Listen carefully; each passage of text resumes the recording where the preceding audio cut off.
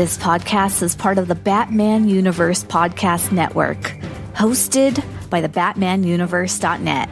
Check out everything related to Batman and the entire Bat family at the BatmanUniverse.net, including news and original content related to comics, movies, television, merchandise, video games, and more. Also, check out some of the other unique podcasts that TBU has to offer. Consider supporting this podcast by becoming a patron on Patreon. Even $1 can go a long way in supporting this content that you enjoy. Look for a link over at the BatmanUniverse.net to offer your support now. And now, on with the show. The ceiling fan is off, but I have air conditioning now, so you don't have to worry about me dying as an old man. I just realized everything I just said, you're probably going to use as outtakes, aren't you? The whole thing? Was there anything in there worth using? I hope not. I don't think so. There's your little laugh, though, that Michael Bailey made fun of. That's true. That's true. That's awesome. We'll love that. Thanks so much, Michael Bailey. Gotham City, like any other large metropolis, abounds in girls of all shapes and sizes. Debutantes, nurses, stenographers, and librarians. Gotham City Library, Miss Gordon speaking. Lopez hair removal. This is Jose. Holy transformation. 1 minute, plain Barbara Gordon, librarian and Commissioner Gordon's daughter. And the next minute, something new has been added. Batgirl, modeled after her idol, Batman. Holy apparition! No, Boy Wonder, I'm Batgirl. You are no longer alone, Caped Crusaders. It took me 3 years to track down the Jade Gato, and 3 more to figure out how to steal it. Funny, it only took me 10 minutes to figure out how to snatch it back. No matter how you do it, crime doesn't pay, girls.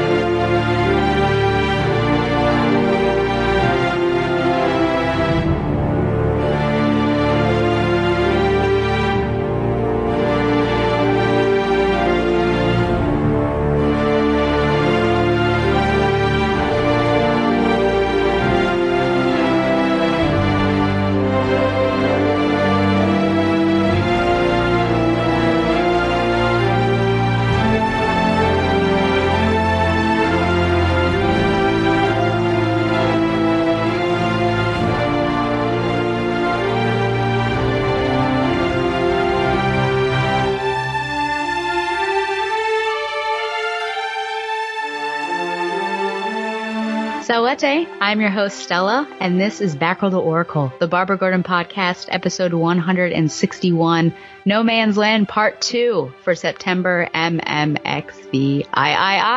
Batgirl the Oracle is brought to you by...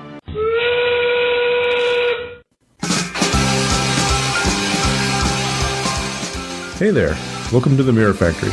I'm the foreman, Max Romero, so let me tell you a little bit about what we do here. The Mirror Factory is a podcast where we talk about your favorite passages from novels, novellas, and short stories. Each episode features a different guest, who will tell us a little about the book their passage is from and why it means so much to them. Then that guest will give us a special reading of their favorite passage for our listeners. If you think you'd like to be a guest on the Mirror Factory, drop us a line at Factory Mirror on Twitter, The Mirror Factory on Facebook, or at mirrorfactorypodcast@gmail.com. The Mirror Factory is a proud member of the Fire and Water Podcast Network. Look, time to get back to work.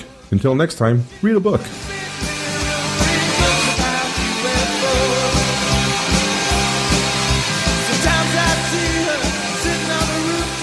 Batgirl the Oracle is also brought to you by MileHighComics.com, your new and collectible comic book store.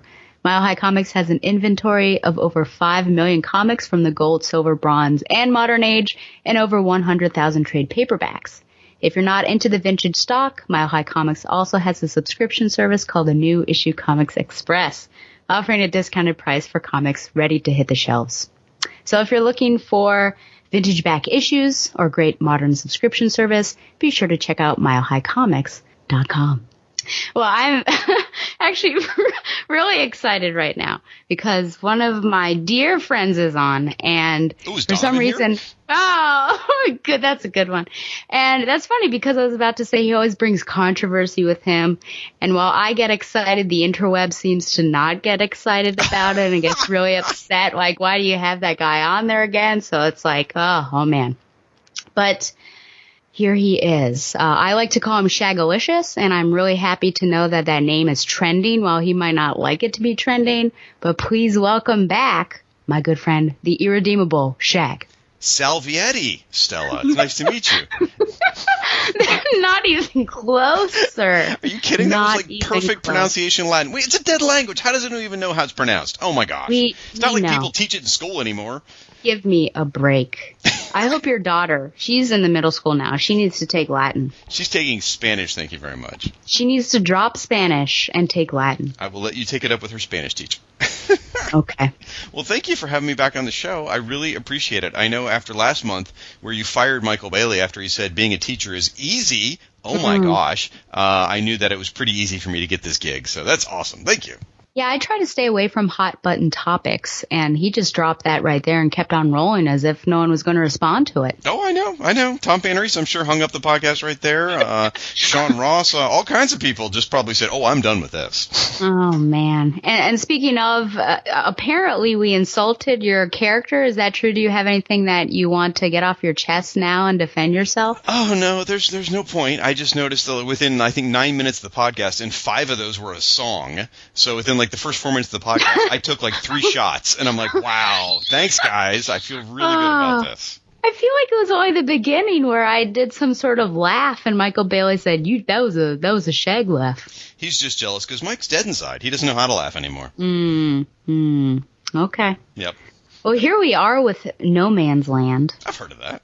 I know. And I do, before we get into it, want to do some warm-up questions. Uh-oh. All right, let me get my tracksuit on. Okay. Where were you around this time when No Man's Land was coming out? Oh, Earth. Which Earth specifically? Post-crisis Earth, apparently. Okay, so 1999, me personally, I had dropped out of the Batman books by this point because when I started was 1989. In the Batmania and all that, I got caught up in Batman, fell in love with the book, became a diehard Batman fan, and collected for about 5 or 6 years. And really, it's surprising. It doesn't sound like much, but the amount of Batman comics that were coming out at that point, I mean, it's multiple long boxes. So, I mean, that's hundreds of Batman comics I have just from those years. And it was probably shortly after Prodigal, because I'm such a, Dick Grayson fan. And once Dick Grayson was back out of being Batman and he was gone and Bruce came back, I was like, well, I don't know. I'm a little burned out. And so I just kind of walked away. I continued to collect Robin. I continued to collect Nightwing. Eventually Birds of Prey when that started. So I was buying the ancillary books, but I got kind of a little burned out at Batman and Detective. Then I would drop back in from time to time. There's an interesting story.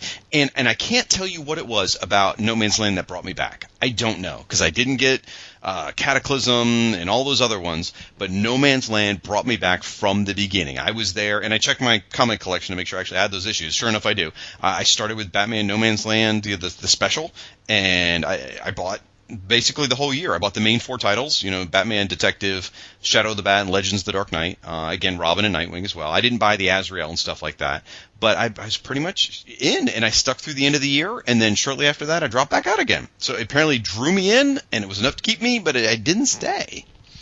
Do you think your story is similar to others? Because as you were talking, I was sort of thinking about all the events that I've been covering with Batman. It does really seem like one after another. Now, of course, I've been reading them and skipping other issues, but this one came, we had Contagion, we had Legacy, Prodigal, all those things, and then we had No Man's Land. Do you think that No Man's Land came at a time when there was some fatigue and then it brought a lot of people in, or do you think people were consistently reading and kept on with it and this just reinvigorated their love? Well, I think the 90s brought a lot of fatigue with, if you look at Superman, you look at the sales on that, Death and Return of Superman, right? Reign of Superman was monstrous. It was huge. And then a minute it was over, the sales started to slip, and then they do another big story, and it peak up and it go down, and so there was always event after event after event, and I always felt like Batman and Superman were both chasing their quote-unquote death of stories. I felt like Superman was constantly chasing the death of Superman, popularity, and I felt like Batman was constantly chasing the Nightfall popularity. So I think they did a lot more events than they should have, and that may have created some fatigue. I don't know that event fatigue is what got me. I think it was just I was done with my Batman phase. I kind of was like, well, I've done this a lot. I've been a Batman fan. How many different Batman stories can I read? And then with No Man's Land, it must have been the marketing on No Man's Land, because I don't think I would have just randomly picked this up and went, what's this? It must have been the promotions that brought me and so many other people in. Because you're right, I know a lot of people that just dove in for No Man's Land. And part of it's because it's just damn good. I mean, it's a complete deconstruction of the character. It's not a Bruce Wayne story, by even remotely. It's a Batman. It's about Batman. It's not about Bruce Wayne. So it's very much a deconstruction of what's going on in the Batman universe at that time. But it was fantastic. So I don't know that I really answered your question, but I filled some airtime there. You absolutely did. And you got a little bit to another question I had, which is why this is such a beloved story. Because I feel like when I announced I was doing this, a lot more people started interacting on social media, especially on Twitter, of, how excited they were for this coverage. I haven't checked download numbers. I have to really check those sorts of things. But it seems like if I were to pick 2 that maybe for the most part you could say aloud and people would know what the story was, I'd say No Man's Land and Nightfall. Yeah. Why do you think No Man's Land is such a beloved story? What is it about that? And I think you started to get at it when you were saying it's very much a Batman story and deconstructing that character. But any other thoughts on why people love it so much? It was such a different animal, and I'm sure someone's done something like this since, but I mean, first of all, Batman being such a huge industry for DC, to take such a huge risk where you take an entire year and basically just run one story for a year. I mean, that's hugely courageous. It's courageous of DC to do that. It's risky to do that, to change the entire setting of it and commit to doing a whole year of this, and to, again, to deconstruct the entire Batman and the entire Batman family and rip it apart and rebuild the entire thing, and the Batman Rogues Gallery at the same time, too. It was an insane endeavor. Now, if the story had sucked, obviously none of this would have worked and they would have took a huge hit. But because it was so good, I think, because it's so good and because it was such a huge endeavor, I think it's why it's so beloved. And you can look at the trade paperbacks. I mean, goodness gracious, you've got the first run of trade paperbacks, and it was so popular they went back to press with an entirely different version of them, which are the ones I have. I'm stupid. I buy comics and trade paperbacks of stuff I like. I'm not responsible with my money. But I wouldn't say stupid. I think I've heard you tell this before. I would say lazy, because the reason why you do it, you can correct me because it's your life, but I think the reason you do it is because you don't want to go sifting through your comics in the long boxes. It's easier for you to find the trades. The 49 boxes that are in the garage are underneath the Christmas decorations and shoved in a corner and are difficult to get with. And with my luck, every time I want to find something, it's in the box on the bottom, which is like 7 layers down. I'm like, oh, that's not happening. I'll buy a trade. So there is some truth to that. Absolutely. I'm looking forward to trying the DC Digital app that comes out very, very soon. Hopefully they'll have some of this on there then. Oh my gosh. Do you think your wish has finally been granted where it's similar to a Marvel? No, it's not. Everything I've seen it's curated. So they're going to have about, I've done a lot of research on this, and I even watched the 90-minute Kevin Smith special that was kind of horrible, from a production point of view, that is. Anyways, they're going to have about 2,500 comics on there in a given time. Every couple of months it'll change out. It sounds like what they're probably going to do is give you like the first trade paperback's worth of stories. And then if you want to keep going, you buy the trade. You buy the next trades or whatever. So that's kind of what it sounds like it's going to be. Whereas a Marvel Unlimited is the greatest thing that ever happened to comics. It's just unbelievable. I wish DC's was going to be that thorough, but either way, the point of this is No Man's Land is beloved because it was a wonderful 12-year saga and it was incredibly well written. 12-month. What did I say? 12-year? That would have been even better. That would have been even better. 12 years. Could you imagine? 12 months is okay, I guess. Yeah. Do you know, off chance, this is something I didn't think about, how long did the Nightfall trilogy last, and how long did the Death of Superman trilogy last? Death of Superman started really in like October, November, and was over. The Superman was back by like April or May.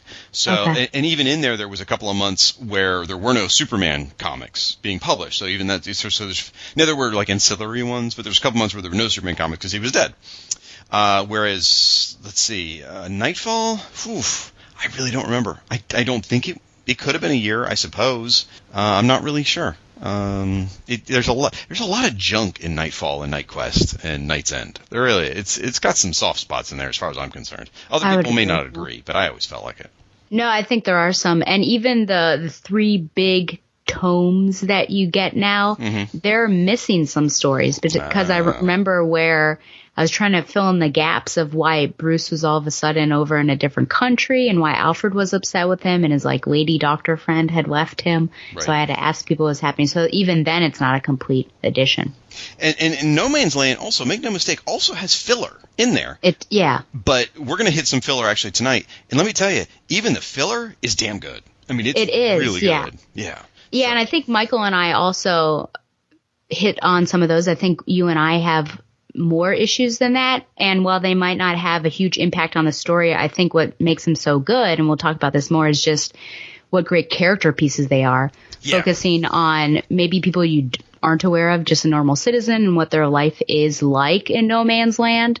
And then, of course, we have like an Alfred little drama as well. So it's nice to just take a breath away from what Batman and the rest of that cast is doing and see what the quote-unquote normal people are doing in this situation. Right. To put it in Buffy terms, there's the mythology building episodes, and then there's the regular episodes. As you said, the regular episodes are just outstanding. Yeah. I think one of the reasons why I love this so much is the cast of characters. You know, especially just how they're working together, that it's not always the greatest. They do have some issues between them, as we will see with Barbara Gordon and Batman in this particular episode. But then you get new characters with Batgirl, and I actually really like the tension between Jim and Batman. It's hard to watch sometimes, but I think it just makes some really great drama. And of course, it's harming some of his relationships. So to just see that happen and his breakdown. And also, I really love just the map, which I guess is really nerdy, but the map, and to see how the gangs take the different zones and how it's shifting. I just think it's really an intriguing idea and really inventive, and the tagging and like gang ideas is something I think we've not seen with Batman before. So I think it's just a really innovative storyline that I really enjoyed, and probably the first really big Batman story that I had read. So it's just also an emotional story for me too. I think it probably makes a good entrance point, and other people may argue otherwise, but I think it makes a good entrance point for like casual Batman fans. Like you get the kids who, like my stepson's a good example, that plays the Batman video games. Absolutely loves the Batman video games, right? Arkham City and all that stuff. And some of that steals some ideas from No Man's Land, where they know enough of the characters and the players that if they read a collection like this, they can go like, oh, Two-Face, what's he doing? Oh my gosh, look at that. You know, Penguin, oh wow. So they know enough of the players. And I mean, my collection's 4 trades, yours is 5, but it's a big effort to sit down and read. But I think a lot of people can walk in and it makes a good entrance point for them. Absolutely, yeah. And, you know, at some point it might be overwhelming for them just because there are some characters that they might not be aware of. But I remember when I had an H-period seminar, one of the books I had them read was Hush. And a lot of times the comment I would get is that it was overwhelming for them because of all of the characters. Okay. And that's a 12-issue story, I think, so... That's the one I usually point to as being an entrance point for video gamers, actually, is Hush, believe it or not. Because it's the exact same concept. You get get a wide range of characters. It's a self-contained story. It's designed to appeal to the casual fan. I think it does, but obviously you've got some whiny students, I guess. But now you and Mike actually said the opposite last time. You thought No Man's Land would actually be a terrible entry point for someone. I think it's the opposite. I think I don't mean someone who saw Batman, Begins and then goes to read comics. No, but I'm talking about, again, someone who's been playing the video games as a general idea of who the main players are with Penguin and Two-Face and Joker and all that kind of stuff. Now, no one's going to know who Sarah Essen is, or no one's going to know who this new Batgirl is. They might not even know who Huntress is, but there's enough in the story and there's enough descriptors that you pick it up pretty quick. Yeah, and I think with any story, if you are really intentional about it and you really have a desire to hop on and make it worth your while, then you're going to do some research. Because, that's what I did with Infinite Crisis. That's where I jumped on, and that was probably a bad point. But, I made it my own, and I was looking up these characters trying to figure out who they were. And very similarly, because you and I have similar backgrounds from 50 years apart, I started with Crisis on Infinite Earths. And I made and there was no internet to look things up because we still lived on stone tablets back then. But I would write down all the characters in Crisis on Infinite Earths and label them by here's my Earth 1 characters, here's the Earth 2 characters, and try and figure out how it all fit together because that's jumping in way into the deep end right there. And yet I was desperate to learn it all. I wanted to. So I think there's a lot to be said for people that just love to dive in the deep end. And I've forgotten all these years to thank you for inventing the wheel because I don't know where we would be right now without you guys. Fire. That was one of mine too. Well, we actually have some also short questions that'll warm us up as well from Twitter at Sean42AZ. And you know him personally, Shag. Who is this guy? Well, not personally. Not in the biblical sense. But yes, it's his name's Sean Ross. Sorry, from the Pulp to Pixel podcast network. He does Secret Wars and Marvel Secret Wars and Beyond podcast along with his buddy Greg Arujo. Nice guy. Don't believe what you read about him on bathroom walls. None of it's true. He's good people. So you want me to read the questions? I'll tell you. We'll go back and forth. I'll read the first question. So Sean asks, what Bat-adjacent character shines most in No Man's Land? Who gets the best No Man's Land storyline? Stella, why don't you go first? This is hard. It is. My answer has changed 3 times since I've read the question. Oh, yeah. My knee-jerk, of course, is Barbara Gordon. But in all honesty, I think while she plays a pivotal role, I'm sort of trying to think of her, is she more static or dynamic? I would say, between the two, I would say either Cassandra Cain, or Jim Gordon. Interesting. Cassandra, just because she's introduced, we get to learn a bit of her background, and we also get to see that relationship develop rather quickly between her and Barbara, and I think, to a lesser extent, her and Batman. But then with Jim, like I said before, just the drama between him and Batman, the tension really following him around, feeling this sense of betrayal that Batman was not there to help him out. And it's really the second time that this has happened because he felt that before when he knew someone else was in the Batman suit. And later on, what happens, unfortunately, to Sarah, I feel like he's got a really interesting story and very much in the gray there. You know, it's not black and white, and doing kind of some of these shady things we'll talk about. He does some more stuff during this episode. So I guess between those two, if I were to put my money down, I might say Jim Gordon. Well, between Jim and Cassandra Cain, I definitely have to agree with you. I have some issues with the way Cassandra Cain's introduced. And I don't mean to be stealing the thunder from the next episode. My 2 cents on that is just, it feels like it's like, hey, here's a new character. Hey, Batman instantly trusts her and makes her part of the team. Really? That was kind of quick. But anyway, all right.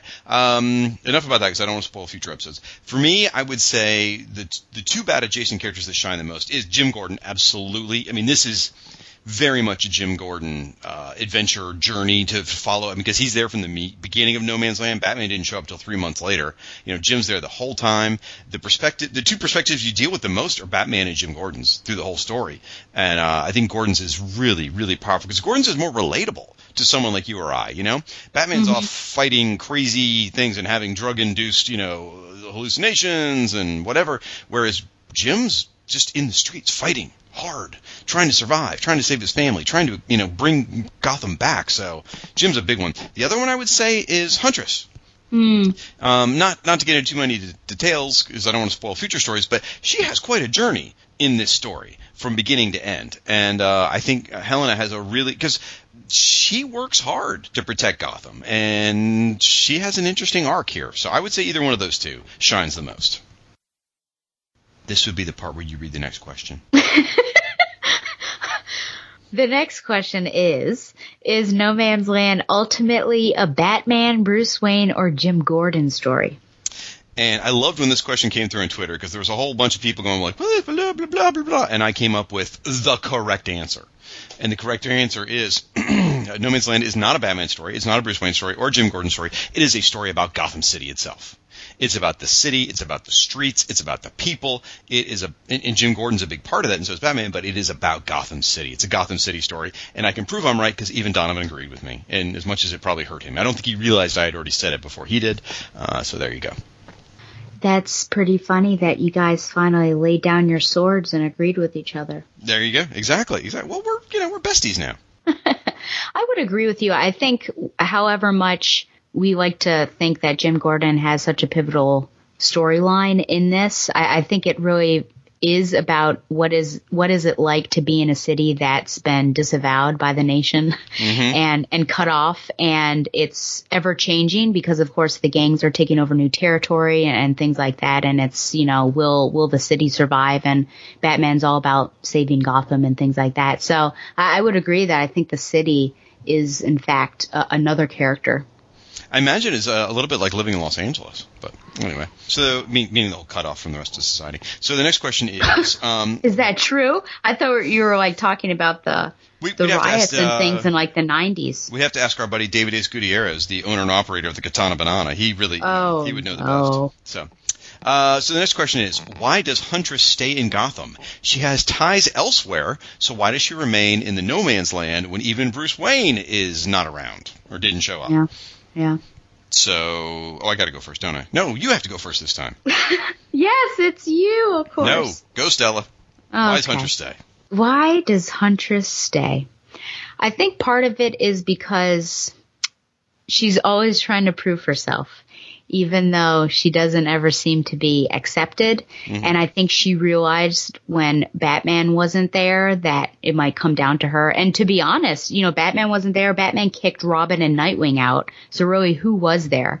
And so I think she really stepped up to the plate and showed, well, some people don't like her, showed what type of true character she really is by staying. And, you know, I think with her religious background and being a teacher, I think where people saw no hope, that she saw some hope, and she felt like she could do at least a little bit of good to help people out. And who knows if her students are still there. So there might also be something like that where she wants to stay around and help her kids out. You know, you hit all the points I wanted to hit there, so that's perfect. I will take a second to talk about how much seriously, no, I mean, I was going to talk about her students and all that stuff. So, you know, I never put it together. You're Helena Bertinelli, because, you know, the religious side of it, the teacher side of it, you're the whole thing there. So I didn't realize that. Is your parents a crime boss? That's horrible. But anyway, so Mama, no! I love the Helena Bertinelli version of Huntress. Like, I never really dug the Earth 2 version of Huntress, even though I'm a diehard JSA fan. Always have been. I just, the daughter of Batman and Catwoman, I know there's people that love her, and there's a lot of good points about it. She's just not for me. So when they first introduced this version, I was all in. And I don't know if you know the history on this or not, but like, the whole reason that she wasn't accepted by Batman was because she was too violent. She was too over the edge. So, like, you know, Batman was always like, whoa, you got to scale that back a bit. And after a few times of running into her and she wasn't doing it, he basically said, all right, look, you're not part of the team. You're not going to be part of my family, whatever. You know, you need to stop. And she never would. She just kept going and going and going. And part of it was to prove herself to Batman. She wanted to be accepted. And the other was because she was trying to do the right thing.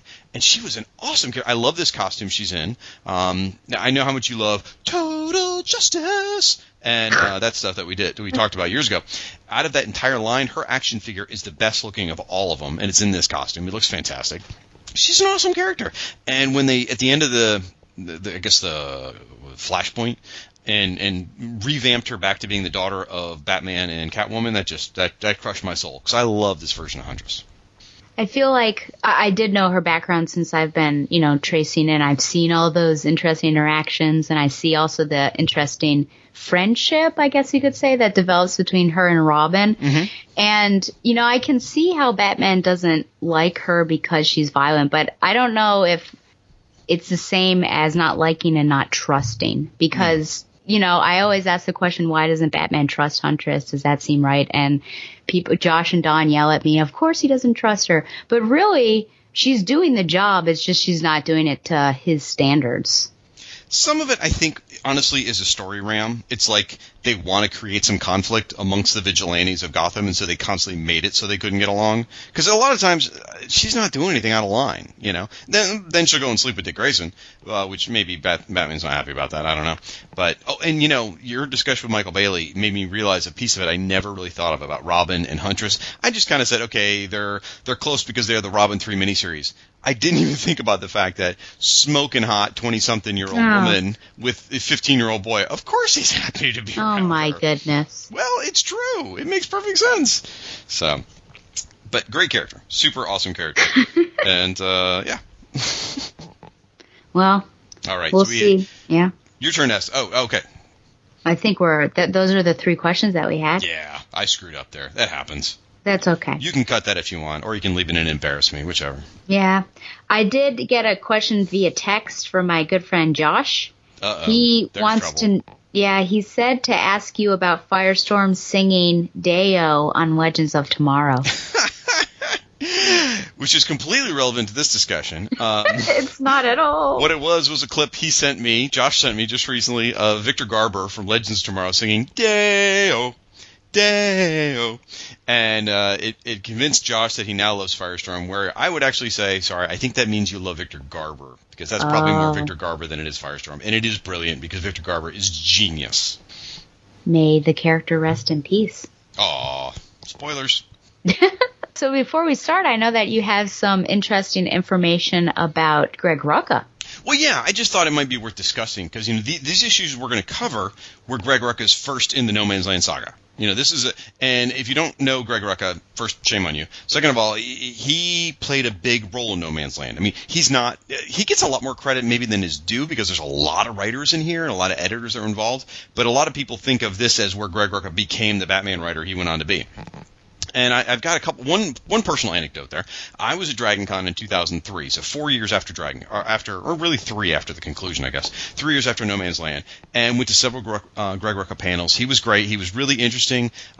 He's got, and believe it or not, 3 years after this is over, a lot of the discussion was about No Man's Land still. Even 3 years later, people were still asking him questions. He was still talking about it. So even though they had done, 3 times 12, stories there, 36 other months of comics, they were still talking about No Man's Land at that point. That's how powerful it was to the fans.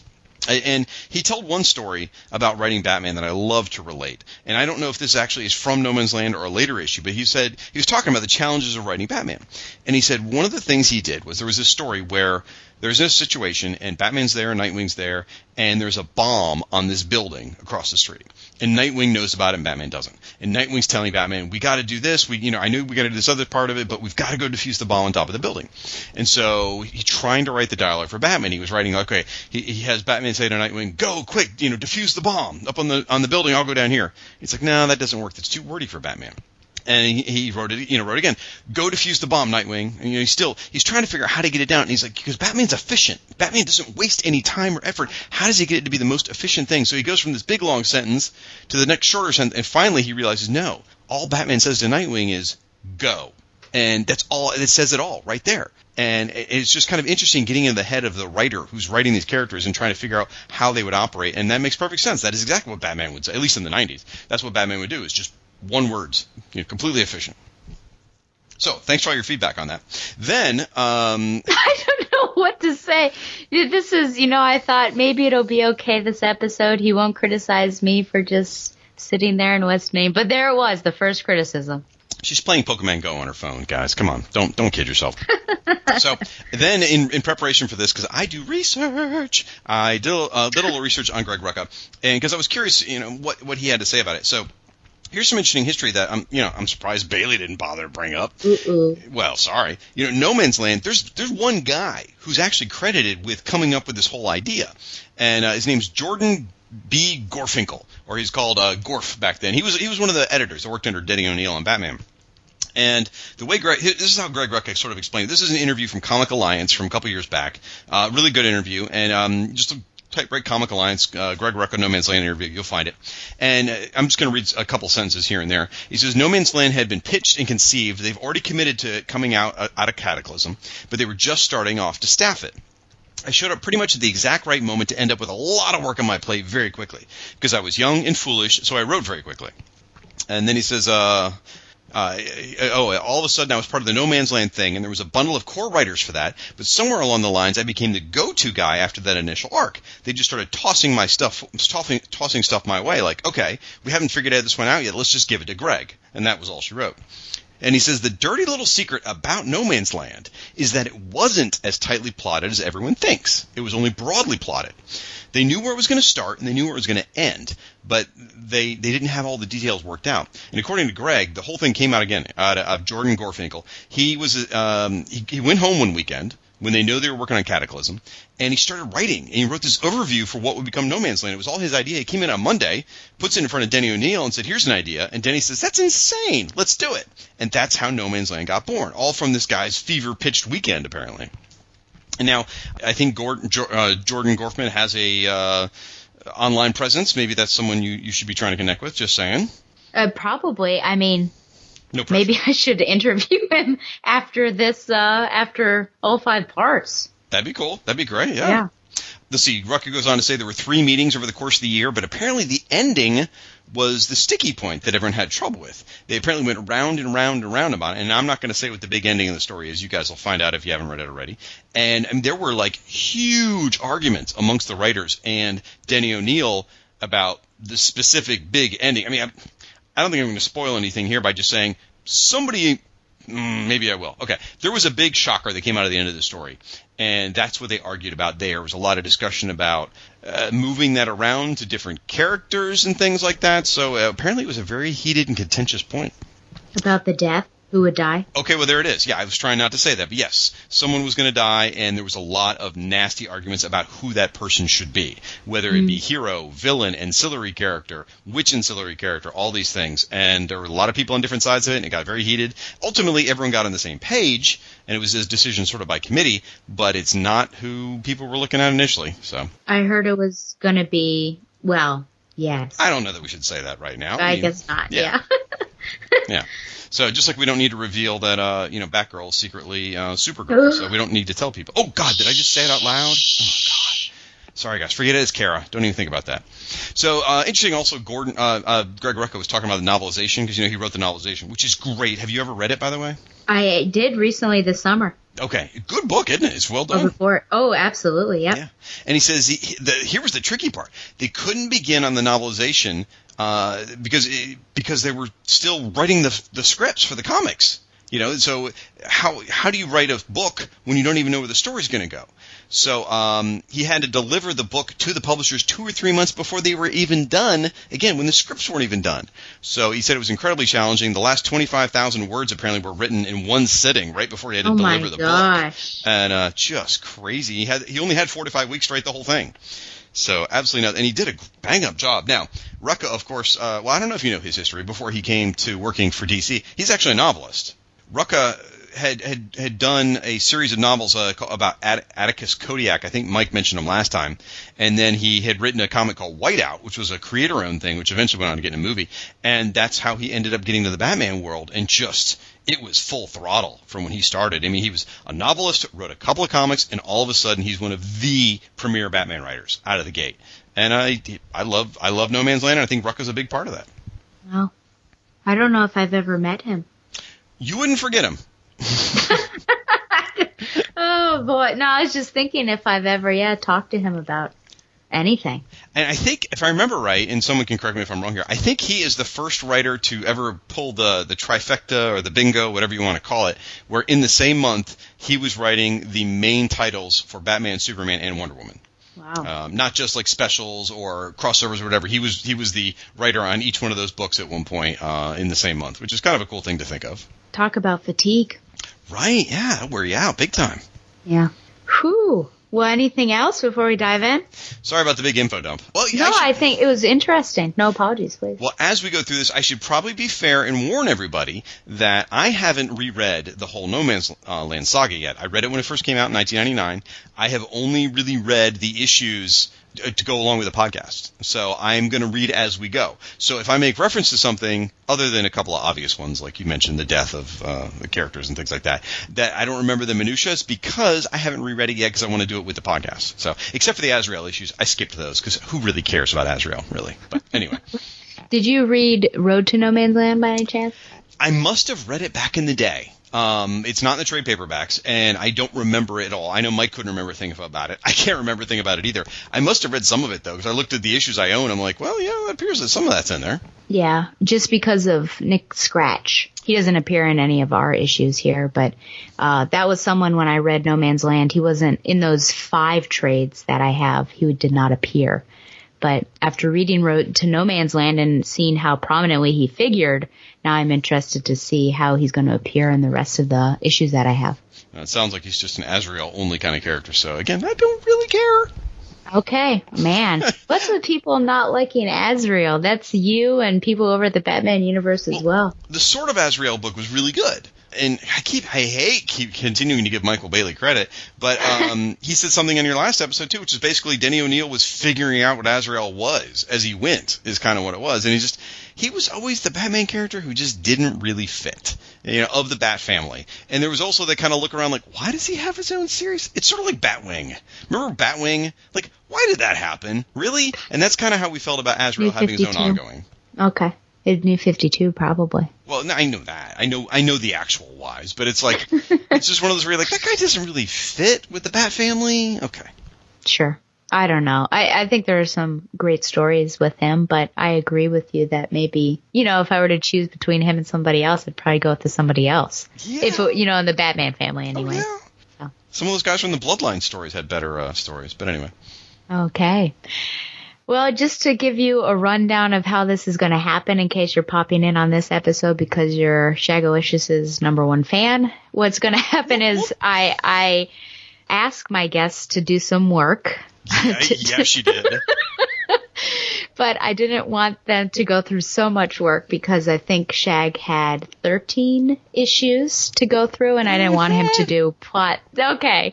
I think I had a lot more than Bailey, by the way. I think that's how that worked out. A lot more? No, he had 12, sir. You have 13. Poor Don has 16. The next person after Don will have 21. So there's no griping. I did the best I could. I got off easy. And by the way, Don, you're welcome. I gave you one more comic when I said, I'm not doing this one, Stella. Yeah, I told him that this afternoon. It's a good comic, though. It didn't fit with what it was a good, yeah. And I felt that too when I was reading. I thought there's a gap here where, yeah, so that was a good call on your part. So, see, Shag he's a good guy. So anyways, I didn't want to put Shag through the ringer and do full plot synopses. So what he's going to do is go through a publisher summary that DC would have dropped that I was able to find mostly on Comic Vine. And then he will also tell us what significant things any person popping on the show should know if they've not read the story or new readers. And then if Barbara Gordon appears, what might she be doing? Absolutely. So that's what we will be doing. And just like last time, we'll go by arc. So we have a couple arcs and then we have several single issues. How do you want to do the single issues? Do you want to do them one at a time or a full batch and talk about them? We'll do them one at a time. And in some cases, we'll even do story by story when we get to like the Chronicles and stuff like that. Okay, sounds good. Since you told me I have to do all the work, you just sit back and let me do it. Your job's to sit here and look pretty, which you do very well, by the way. So that's. Oh, thank you. Okay, well, you're on then, sir. All right. First story arc is Bread and Circuses. Now, here's one of the things I love about the No Man's Land, the way it's put together. I mean, this is brilliant, the way they did this. Where instead of it being, like, I'll use Reign of the Superman as an example. Reign of the Superman's very, very huge, sweeping, tight storyline from Superman, and you read one issue to one issue. And each issue, it changes every month, or every week, really. You read this issue with Superman, it's by this creative team. The next issue you read, it's a completely different creative team, but the story keeps going, and it's one big, long story. With this, instead of doing the same creative teams throughout the whole year, they broke them up in these great little segments. Bread and Circuses is by Ian Eddington, and the artist's name is D. Israel, I guess is how you say that, or Israeli, or something like that. And they just did these 2 issues. That's it. But it's 2 issues. One's in Legends of the Dark Knight number 117. The other one's in Shadow of the Bat number 85, which that sequencing makes no sense. You just follow it from one issue to the next, though. And it's just these little bite-sized chunks, which makes it so much easier for a reader to drop in and out. You get your full story in that arc. Now, it all continues, certainly, to build the tapestry. But I thought it was a really clever way to do this and also make it probably easier for the editors to survive this nightmare rather than, again, trying to do different creative team for, break up each story through different creative teams. I thought it was smart. Yes. Excellent. I tell you are the world's best color person. So, because that's a sports reference. I don't know. About sports, I wish people. I do. Thank you. I thought you might. I wish people would write in and tell me it's okay that I let you just talk. There was no reason for me to say anything after what you just said. Well, here's the problem: is I can talk for 3 hours without stopping. That's not an issue. So then it occurs to me as I'm rambling in my head, I'm like, oh, it's her show. I should probably give her a chance to give feedback. And the moment I do that, I remember she's not gonna. So okay. It's sort of like this when she and I hang out, guys. It's like this silence. We'll be together for like an hour, and I'm like, "Are you even awake? What's happening?" That's because people have more things that are worthwhile saying than I do. Oh, what evs? So I just listen to them, and yeah, that's. I feel like I'm a giving person in that regard. Oh, my goodness. All right, let's get into this. Legends of Dark Knight number 117, the publisher's recap, which, by the way, Stella, she did the heavy lifting. She got the publisher's recaps, which was a copy-paste from the internet. So anyway. But I italicized them. Oh, thanks. Okay. Batman takes the battle for Gotham City to the Penguin's Iceberg Lounge, a refuge for anyone with something to barter, even if it's that person's own life. Dun, dun, dun, dun. Then going to Shadow of the Bat number 85, Batman battles in the Penguin's Roman-style arena to get to the Penguin's supply line to the outside world. So that's the publisher's recaps. I wrote up the details of this, and it's a little bit like a recap, but it kind of gets the major issues of story beats here. Because there's really, as we go through this, we're going to cover, again, what you say, 76 issues tonight. And there's really 3 major arcs to focus on, and those are the ones I put more details in. I'm just going to keep talking because you have nothing to add. We made that clear already. But so here we go. All right. So Batman is struggling to make the criminals of Gotham afraid of him again, and because No Man's Land is this whole new environment. Well, he's still relearning how Gotham operates. He's got to change his tactics, and he decides he needs an audience big enough to get his message out, the message being, he's back. And so he communicates via the Bat remote radio. I'm not making this up. It's labeled right on the equipment because Bruce is all about the branding, folks. Anyway, he communicates via the Bat remote radio to Oracle. And Oracle then gives Batman a lead about the Penguin because specifically the Cobblepot man has figured out the No Man's Land system. He's really got this booming trade business going that he controls. Plus, he runs an occasional big-ticket fight club. So folks from all gangs attend and gamble at this thing. And Oracle suggests this to Batman because this is the perfect perfect venue for Batman's coming out party. He plans to rebuild his rep by publicly humiliating the Penguin in front of all of the Gothamites from all walks of life. So Batman arrives, he takes on all of Penguin's goons, and during all this, Oracle is coordinating her sources and letting her, they're all letting her know that all the gangs are making their way to Penguin's new Iceberg Lounge. Some of them have, one guy's actually got a cell phone, which I thought was interesting. Other people use payphones, whatever.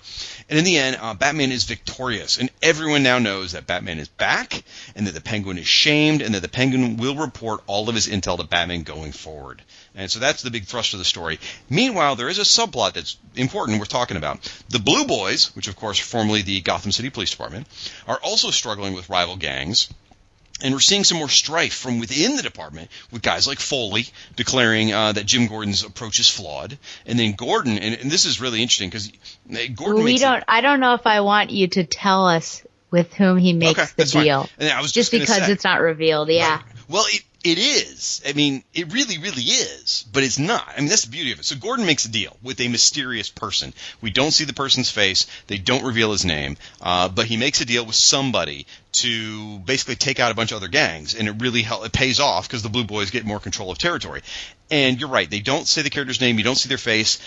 But if you read the conversation, and Gordon says, every time I look in the mirror, I see him, and the mirror is cracked right down the middle. And Gordon is seeing his face, one side's askew from the other. I won't say the name, but people, you should be putting that together right there.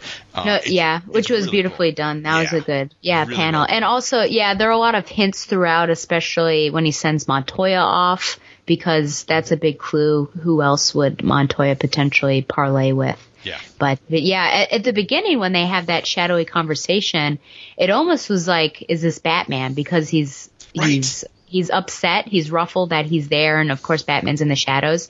But then there's just one thing that keys you that that's not it, because he makes some sort of comment of, what type of man would let his wife and his daughter still be here. And so you realize, Batman wouldn't ever say something like that, so it's got to be somebody else. And it's creepy. And this person sought out Gordon. And then Gordon ultimately decides that it's worthwhile to make a deal with this person.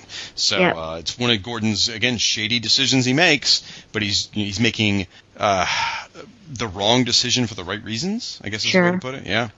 So what did you think of these issues? Yeah, so I first wanted to talk about just the title itself, because there's some Latin history here, some Roman culture. Yeah, so the idea of bread and circuses, which is actually, the Latin is panem et circenses. So it's this idea that any sort of politician or perhaps leader would either garner votes or keep the poor citizens happy through either, free grain or entertainment. So potentially distract them from the problems that are going on by making them happy. And it was actually originated by Juvenal, who was a poet. So just like a little sense there to give them, because that's in a sense what Penguin is actually doing, right? He's got a good system going here.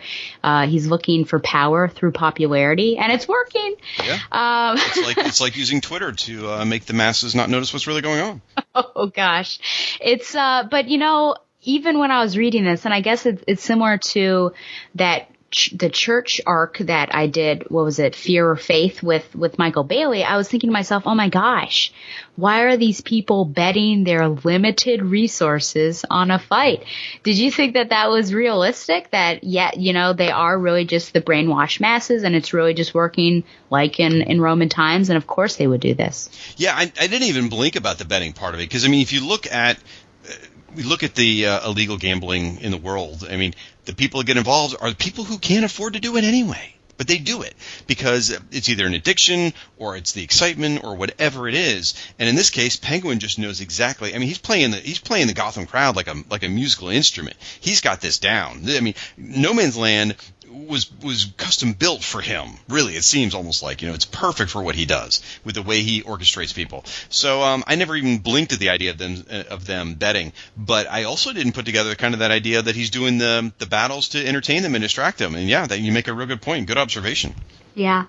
I like the fact that, this whole arc, actually, I really very much enjoyed. There's a lot of moving pieces going on in there, but with the tension at GCPD, everything is ramping up, because in the first part that we did, you could already see where there are some cracks with the Blue Boys, and you're kind of on the lookout of who is going to turn away, I think, from Jim. And it just that moment where they're talking about him, and then Foley is criticizing Jim, and he's carrying a dead cop in, and it just runs throughout our part here. So we're starting to see that even though Jim is a good leader, and I think people believe in him, that he doesn't have a perfect system going, and some people are potentially going to be breaking away. Yeah, no, you're right. So I've got a question for you. You could call it Please. a secret. You could call it a secret question in honor of our good friend Sean Ross, but I already told you this one was coming. So what did you think of the art in this arc? Yeah, that's funny. I actually noted it when I was reading that I didn't really like it as much here. I think that it is good art, but I just didn't think that it was fitting for this particular arc. And personally, it felt almost like it had an all ages feel to it. Like it was art I could potentially open up and see in Batman Adventures. And it just seemed like the tone of it didn't match the tone and seriousness of the story that it was representing. I agree most of it. I don't agree about the Batman Adventure side of it. I feel like it's like indie art. Like, you would see this in an independent comic. I did a little research on this. The writer and artist is Ian Eddington, and the artist is D. Israeli. It's not his real name, but that's what he goes by. And apparently they work together quite often. They're kind of a duo, is how it works. They're British writers and artists, and they've created a whole bunch of series together. So obviously they're a package deal when DC hired them. You're right, the art doesn't fit. There's some great moments. There's some really cool illustrations in here. Some of the action is even a little better than I thought it would be, but some of the static shots just don't look right. Yeah, there's a couple Batman shots where I can see why you say it looks animated series-ish, but in general, though, I feel like this is more like an indie comic that doesn't really fit with No Man's Land. So yeah, but there are moments I appreciated it, though. So since I'm looking at this here, Batgirl's costume. So I wanted to comment. I didn't get a chance to comment. Obviously when Bailey and y'all were covering it, there's not a lot of Batgirl heavy issues in this one. So I will say right now, like, what did you think of Batgirl's costume? What's your feelings on this version of the costume? Yeah, it's so. I think when I first saw this costume and really thought about it, I almost thought like it was almost inhuman. Because it's covered everywhere. There's like no personality about it. And I don't know if it's threatening or it's just this idea of anonymity, but it's so apart from, I think, the Batgirl name, which is, because I feel like the costume that she's wearing is very much trying to be like Batman, but also shielding every part of her identity. Whereas Batgirl, I always think of there being color and some fun attached to it. Usually, the hair is flowing free, so there's very much that personality attached to it. And this is just the complete opposite. I kind of like the alien comment you made. It does feel a little alien because the eye, there's not even an eye. Like, Batman's always famous for having the eye hole, the eye lenses, the opaque lenses or whatever, and things like that. And so does all, Robin and Nightwing, all of them. Nothing like that here. It's actually just a dark, shadowy, circle really where the eyes would be. The face, the way it's stitched up, it's very creepy. And now as far as her, sometimes they draw Batgirl very, very skinny and creepy and almost adds to the creepiness of it. Other times they make her a fairly well-ended hot lady. Sure. So for me, it sort of always echoed to me Michelle Pfeiffer's Catwoman costume. Because of all the stitching and things like that. There's all the stitching, and I can almost imagine this in like a creepy high-gloss S&M vinyl, really. It's kind of almost like Michelle Pfeiffer's costume was. I almost see it as almost like that. Yeah, and she had to be, and she was intentional about putting that last bit of material over her mouth because that's the stitching is there. Absolutely. Now I do like the way the bat symbol's done because it's like the tags. It's not a solid Batman symbol. It's just the outline of a bat symbol, which is pretty cool looking. But other than that, it's an interesting look. All right, so that's all I had on this one. Okay, I do have one comment and one question for you. The comment is about Oracle. we see that, and you mentioned in your recap as well that we see her getting contacted. Someone had a cell phone, someone used a landline. And we see later on in the story with Superman that the power is not really in many parts of the city, and we could potentially say all of the parts of the city. So is this a slight mistake where maybe no one should be able to contact that way? Well, I wonder how the cell phone's powered. I do wonder about that. I mean, they have batteries. We know that, in fact, they have a whole segment in here where they're buying or trading batteries with people. The landline, though, now I realize you were an infant back when landlines existed. Oh. But the beauty of landlines is they still work when electricity's off. At least the home lines do. I can't swear for a payphone, but I could tell you in the old days our home phone would still work when the power was out. So I could see why a landline might work. Now, didn't Barbara say early on in No Man's Land she also wired up like 10 phones in town or something like that to continue to work to call her? Yeah, you might, because I mean she still has power, so. Does she? Well, she's got. I guess so. Yeah, her computers are working, doesn't she? Because she's sort of hooked up to an entirely different system. Yeah, in fact, one thing on her computer monitors in this one, it's got this weird icon, and it says MATT, M-A-T-T, and then it says OS, like operating system. So I don't know if that's an inside joke from the artist. I don't really know. But it's I wonder what that operating system is that Barbara's got. My final question about you, well, it's funny because before I go on to that, I can't remember what the exact joke was. But Nightwing in a previous issue that I covered was having trouble with his computer, and it's called like Doors or something, and he was like, stupid Doors 96 or something instead of Windows, you know? Clever. So it might be, yeah. Final question before I ask you what your rating is of this. Why does Batman allow Penguin to continue operating, but he takes down, as we'll see later on, Black Mask and tries to take down Two-Face later on? Well, for different reasons. Penguin is providing a service, a much-needed service, to help the Gothamites stay alive. The bartering center, where they're bartering and getting, people get food, they get whatever, they're bartering, and now he's making a profit, certainly, but he's necessary. Penguin is necessary for the No Man's Land system to work, I think. Also, Batman needs the intel. Batman recognizes that he's got to operate differently, and instead of taking down every bad guy, he's got to measure them and look like, okay, Penguin provides a useful service. Yeah, he's skimming some money, but he's useful. Black Mask is a murderer. He is killing, he is destroying, he's doing nothing other than trying to take land and control people and all the disfiguring and stuff that we're going to talk about in a minute, too. So I think there's a stark difference between the two. And Two-Face really brings that upon himself, I would say, what happens later. But that's probably going to get more into Donovan's episode than mine. But Two-Face is going to do something that Batman can't forgive. Sure. Yeah, and, poor Two-Face, though, because we do see him, I think, in the Batman Chronicles story that we're covering, right? Mm-hmm. Where he is actually helping people out. So it's almost like I guess one half of him deserves a chance. But I definitely see where you're going there. That Penguin is, in fact, providing a service. You would think that he'd already have a couple strikes against him because of what he did with the Fear and Faith. But I guess Batman sort of has him. Yeah, that's weird, actually. That is a strike against him because Batman already told him that he wasn't supposed to be doing this sort of stuff, and then he had to go see him again. But I guess he's just on probation right now, and it'll be okay. Well, by the end of the story, now keep in mind, Cobblepot's now working for Batman. Sure. I mean, whether he wants to or not, Batman has made it public that Penguin, you work for me now. So it's a little bit of control. I mean, and again, all of this was tied to Batman needing to make sure people knew he was back and he was in charge. Yeah.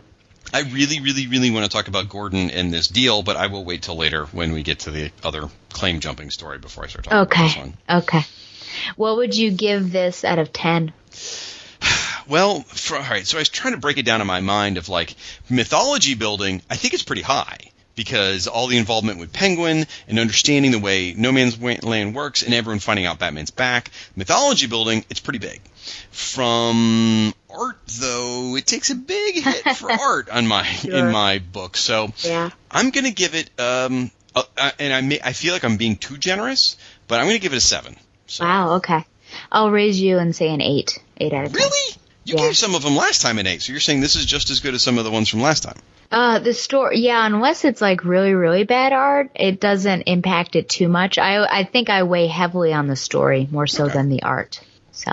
Well, I feel like comic books are a medium of both. So I know, I understand. I understand. Okay. Next up? Oof, this one's heavy, folks. So It is. we are going to do Mosaic. This is big. So writer Greg Rucka, artist Frank Turan. I don't know if I'm saying that right. Odds are probably not, knowing my history with pronunciations. Batman 565. Black Mask has gone over the edge and altered his M.O., now leading a cult of self-mutilated crazies and trying to take over the city. Batman and Batgirl are all that stand in his way. Detective Comics number 732. How much blood will be spilled before Batman can take down Black Mask's cult? And where does Batman deposit the criminals he stops, now that Gotham City's infrastructure is no more? Interesting. Okay. So the two most important things you need to know about this arc before we get into the details, folks. In the real world, Greg Rucka has arrived. This is it, right here. Now, he'd written 3 short stories prior to this for Batman Chronicles. That's sort of like the testing ground. But this is the first time they ever pulled out the big chair for him, writing the main Batman title. And then in the comic fiction side of it, this is the one Batgirl fans, Barbara Gordon fans, I should say, have been waiting for. This is the story arc where Barbara Gordon finds out in the worst possible way. And if you don't know what I'm talking about, hold on to your cowl, because here we go. So, since the quake, Barbara Gordon has these reoccurring dreams of her glory days as Batgirl. Whenever she awakes, she has to remind herself of the harsh reality of her new life in a wheelchair and what's going on in No Man's Land. Back with the Blue Boys, there's more internal strife as Foley continues to complain about Gordon's methods, and now Gordon and his wife Sarah are also arguing, and they're arguing specifically about Batman. Gordon wants nothing to do with Batman because, as you mentioned earlier, Batman deserted Gotham in their hour of need. And even his daughter Barbara Gordon, Babs, is trying to explain to Gordon that Batman actually represents hope for the people of Gotham, but Jim, he's just not hearing it. He's not having that. Then we get to the creepy section with Black Mask. That dude has gone scary. He's now leading this cult of self-mutilators. I mean, really, the way Frank Turan draws them, they look like zombies in this story, like from Walking Dead. And they're attacking the Blue Boys' territory. Their plan is to take down basically anything that's related to Wayne, because they view Wayne as representing Gotham. And specifically in this one, they're going after the tower where Barbara Gordon happens to live. And not because she lives there, but it's coincidence. So when Black Mask gets the upper hand, Barbara actually makes plans to break her own personal moral code. She has got a high-powered rifle with a scope, and she is going to murder Black Mask to save herself and the surviving Blue Boys. It's a very powerful moment leading up to the cliffhanger of the issue, as Babs is about to pull the trigger, and she actually thinks to herself she really hopes her dad will forgive her for committing murder. Interestingly enough, and there's no mention of her hoping Bruce will forgive her, so that's interesting. Anyway, she begins to pull the trigger of her rifle, and just then the scope is blocked by this new figure arriving on the scene. And at that moment, Barbara Gordon, former Batgirl, sees for the very first time the new Batgirl swinging into action. And this is how she found out there even was a Batgirl. Big, heart-wrenching moment for Babs fans. Not surprising, Barbara is shocked and angry and pissed and everything you can imagine. She's completely bewildered, thinking, how could Batman do this to her? The new Batgirl then takes down Black Mask and his cult, and then Barbara calls Batman to her tower, and she just lays into him verbally. She just rips him apart. I actually quoted some of the dialogue here because I think it's relevant. You want to play Barbara here, and I'll play Batman? You better have some passion when you do this, too. Oh, gosh. I'm so sorry to my neighbors. Okay. Did you think I wouldn't find out? Did you think I honestly wouldn't care? Someone is out there, being me. How dare you? How dare you do this to me? You know it wasn't as simple as that. No, I don't know. I only know that some other woman is out there. Some other woman that isn't me. Some other woman with my legs. My identity. It just gives me chills. It's so good. Greg, I mean, your performance was excellent. But Greg Rucka's script is just when she says with some other woman with my legs, it's like, oh, God, wow. Just powerful stuff. By the end of it, Batman and Barbara have kind of found a workable peace. She trusts Batman. In fact, she even says she doesn't know how not to trust him. And she does not like another woman out there as Batgirl. And she says she's going to find out who it is because Batman won't tell her.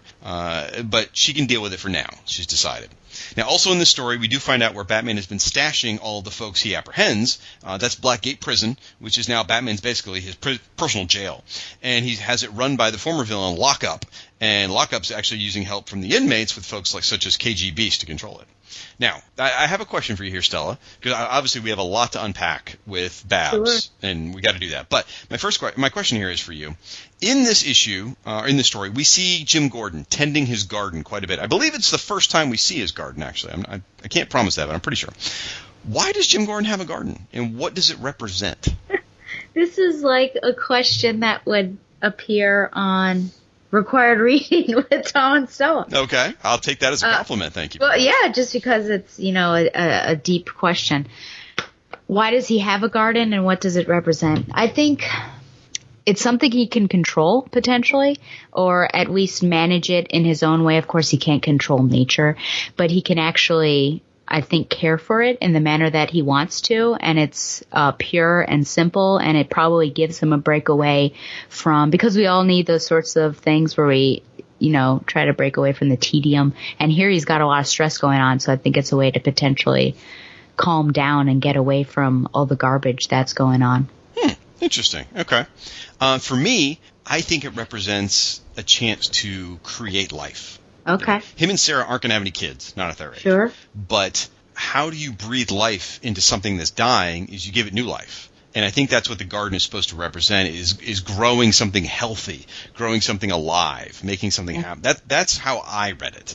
And I think there's certainly hope there, too. Yeah, that's good. That's true, yeah. And I wonder, if we were to pick Greg Rucka's brain, because I don't know if Greg Rucka introduced the idea of the garden. It certainly appears throughout the No Man's Land going forward here. I wonder what they were thinking it represented. Is it just a good place for Jim to have good drama moments? Because it is. It's a place for him to have quiet discussions. He has there's some really powerful discussions he has with Batman later on in that garden.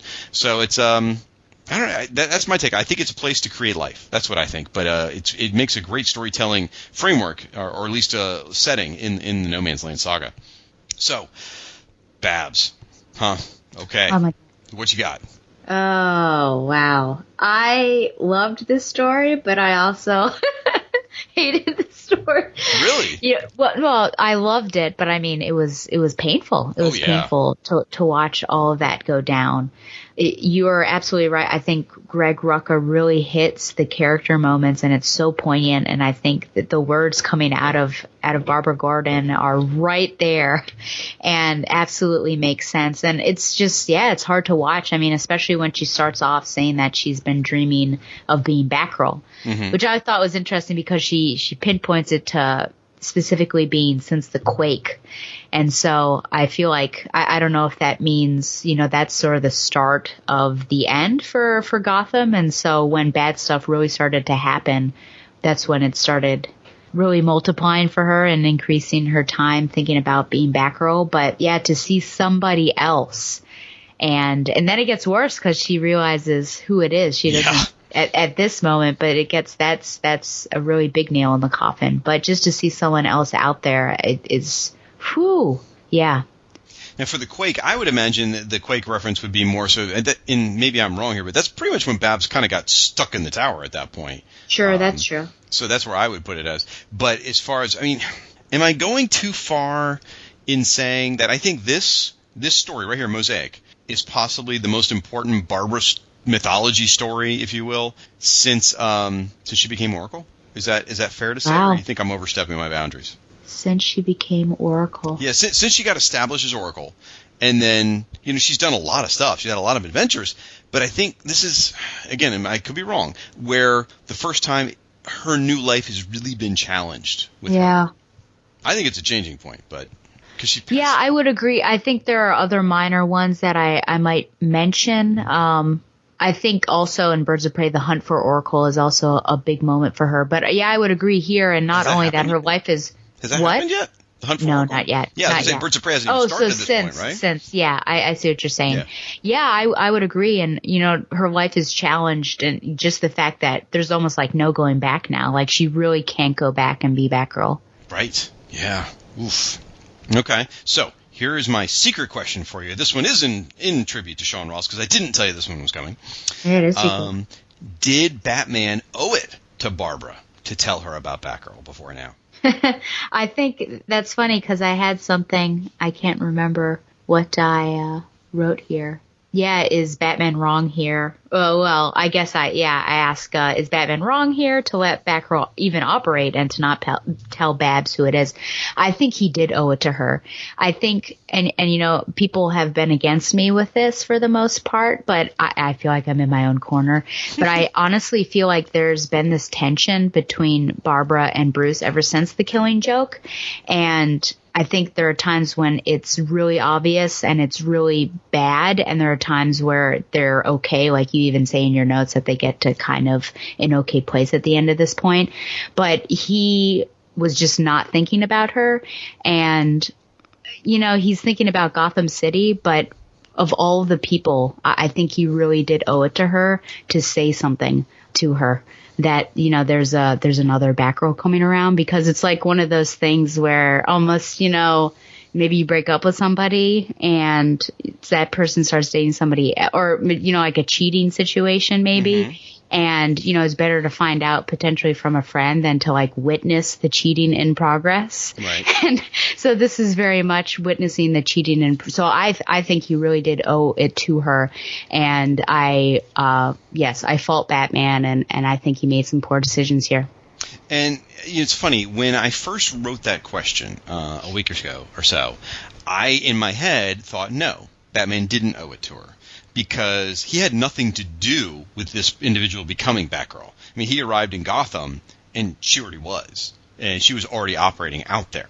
So I thought to myself, no. In fact, I even went as far as to say, Barbara, with all of her contacts, shouldn't she have already known about Batgirl by now? That's a fair question to ask, but now I've come around, not just our discussion, but I come around the last couple of days thinking, he really does owe it to Babs to tell her. I mean, there's even scenes in that last issue we covered, Bread and Circuses, where he's on the Bat radio, remote radio, right?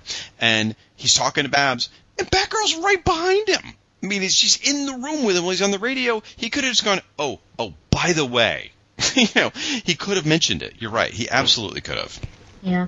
Now, I do feel like, there is some nice moments where Batman, he does try and explain to her, says, Barbara, it was this way when I returned. He says that. He goes, no pain I ever caused you was my choice. I never wanted to hurt you. I know that makes no difference. And he said, I need you to trust me. So, I mean, he's trying to make up for it. But there's a show on TV that I know you've never heard of. It's called Doctor Who. And in the show, this imaginary. In the more recent years, there's an actor who plays the role called Peter Capaldi. And he is an ornery jerk, just mean. He is not in touch with his feelings. I mean, he's an alien, but he's not in touch with his feelings. He doesn't really care when he hurts people's feelings. In fact, he calls human beings pudding brains, and he just basically wants, if he's trying to save you, he just wants you to shut up and let him save you. He doesn't really want you to talk to him or anything like that. And there's a companion of his called Clara, and for a long time, she was helping him with his, communicating with people and being nicer to people. In fact, she made like little flashcards for him, like when he'd be in a situation like, do you need some help? Is there anything I can do to make you feel better? Questions that he would never think to ask himself, but basically prompting him to try and be a better person. And that's kind of like what Batman needs. Batman's the same way. He's super efficient, like we were talking about earlier, Greg Rucka. He just doesn't care what other people's feelings are. He is too busy, and so it's like he needed someone else to nudge him to say, hey, Batman, you might want to tell Babs. Because I don't think it ever even occurred to him. I don't think he was hiding it because he was nervous. I just think his brain doesn't process that way. I know. Just like when he put that playing card on her lap when she was in the hospital after the Killing Joke. Right? Yeah. Is that supposed to make her feel better? No, not at all. He's just not programmed to be a nice person. So, all right, another secret question. Sure. And maybe you can't answer this till next episode when the identity's revealed. Yeah. But is the new Batgirl worthy of the cowl? Not necessarily speaking out this person's history as Supergirl, as I mentioned earlier. But it's a little joke, by the way, folks. You're supposed to laugh. Anyway, but there we go. In their action, or the Shag laugh. It's supposed to be that little dog from Laugh Olympics. Okay. You probably don't know what that is. It was before you were actually born, believe it or not. Yeah, anyway, Batgirl, in the role as Batgirl, has she proven herself to be worthy of the cowl? The new one. Yeah. You're supposed to answer that. No.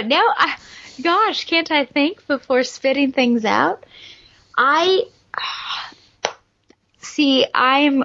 kind of okay with this character. I'm not, it's hard for me also to be like objective because I feel for Barbara Gordon. But if I were to take Barbara Gordon and her feelings out of the picture, I would say yes. I think that she honestly tries, and I think that she's been proving herself a great deal in these stories. It's not been perfect. She has had some trouble and everything, but I think that she could absolutely take on this cowl and grow into it as long as she's given a benefit of the doubt and actually the ability to grow into it, because of course Batman does his, one strike you're out situation with her. Yeah. Actually, specifically 3 strikes, but again, you'll have to save that for next time. For when you talk one strike for Stephanie as Robin. That's why I mentioned that. That was another editorial cram down their throats kind of thing. I mean, honestly, and I haven't reread that story in years, and maybe you guys, I'm sure someone who's really deep into it will remember, but the way I remember that happening was in my mind at least, Batman put Stephanie in the Robin costume just to piss off Tim. Basically, just his way of saying, oh, you're not going to stay, Tim? Oh, look, I've got someone else. Oh, trying to get Tim to come back. That's the way I remember that story in my head. Maybe it's not how it played out in the comic, but that's how I felt like Bruce was doing at that point. But that's a whole different thing. I think she's worthy of the cowl. I think Batman's really mean to her. If you read these issues, I mean, he is horrible to her. Like, he's like, well, you're not worthy of the cowl then if you can't do what I want. It's like, wow, dude, cut her some slack. But again, it's probably the history is what's driving that. So Batman's history with this person before they ever put on the cowl. So it's an interesting question, and I think after you talk about next episode, it'd be worthy re-examining that question. Sure, I'll absolutely be doing that. All right. Do you think Babs is justified in her feelings? Yes, except for forgiving Batman. Sure. I think she forgave him too quickly. I think that she should have been pretty much like, F you, buddy, would have been more like it. But she's got to work with him. Like she said, she doesn't know how not to trust him. So I guess that's part of it. Is it a brainwashing? Is it a sick sort of way where like she's helpless around him and she can't help but do his work because she's been brainwashed to help him? Or is it a genuine family-like love? Or is it a commitment to the cause? I don't know. But I feel like she should have been angry longer. Oh, yeah, I agree with that. And maybe they wanted to soften her, I don't know, and make it so that she's not like this angry hag for the entire run. But I think she deserves to be angry. Absolutely. Yeah.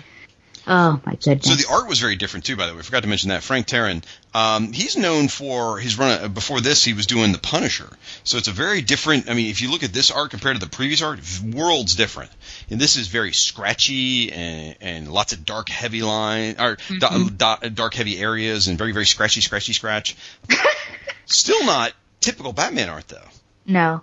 Did this work better for you? Sort of like not like the house style. Yeah, I really like this. I think it matched what the story was very well. Yeah, I would agree. Absolutely. Okay. Some other things just to talk about is the fact that Batman is using and working with Lockdown, and I think was a KG Beast. Yeah. Yeah, so they're in control of the prison, which is an interesting story point because people want to get into the prison because it's safe, but Batman just wants the bad guys in there. And then something that I really liked are the fights that are breaking out because relations between Sarah and Jim are not very good. I love at the very beginning how he tells her, don't finish that sentence, and she does. And she walks away. But they have this interesting scene where there's a layout of the fights between Jim and Sarah occurring side by side with Batman and Babs.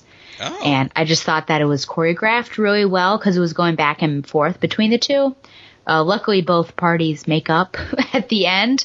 Jim and Sarah in an entirely different way than Batman and Babs do. But more like the Killing Joke animated movie version there. Oh, gross! Let us not talk of such. I know. Sorry. Yeah, Jim gets it on. You want to see an old man with white hair without a shirt on getting it on? With a beautiful redhead? There it is right there. He does. It happens a lot in the novelization, too. Yeah. I did wonder, you mentioned how they can't have kids anymore, but it always seems like Sarah is significantly younger than Jim.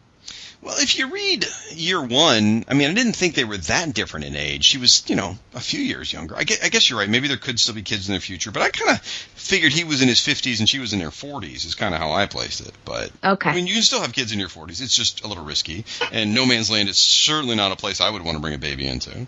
Sure, no. Yeah. So I'm going back to the Blackgate Prison. I'm trying to find the pages with that because, yes, Batman's working with Lockup. And I really need to find these pages because I don't think that Batman knows KG Beast is involved. Okay, actually. so you just think he's dealing with Lockup? Yeah, because Batman's only talking to Lockup, and when Batman leaves, then you see KG Beast. Because subsequent issues do talk about, especially the Nightwing ones, when he gets involved taking care of Blackgate, on how Lockup has brought in inmates to help him run the place, is what he's done. And so I don't know that Batman knows KG Beast is involved. Okay. So, all right, should we rate this story? Changes things. A question that I actually wasn't sure, and then I'm done. But what happens at the end with Tallyman? And is he in the jail? I wasn't really sure what to do with that scene at the end.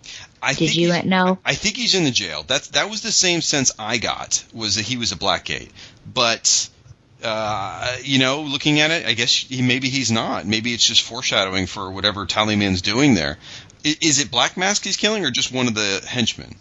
Let me see here. At first I thought it was Black Mask getting wasted, and then I thought, well, no, it's just a henchman.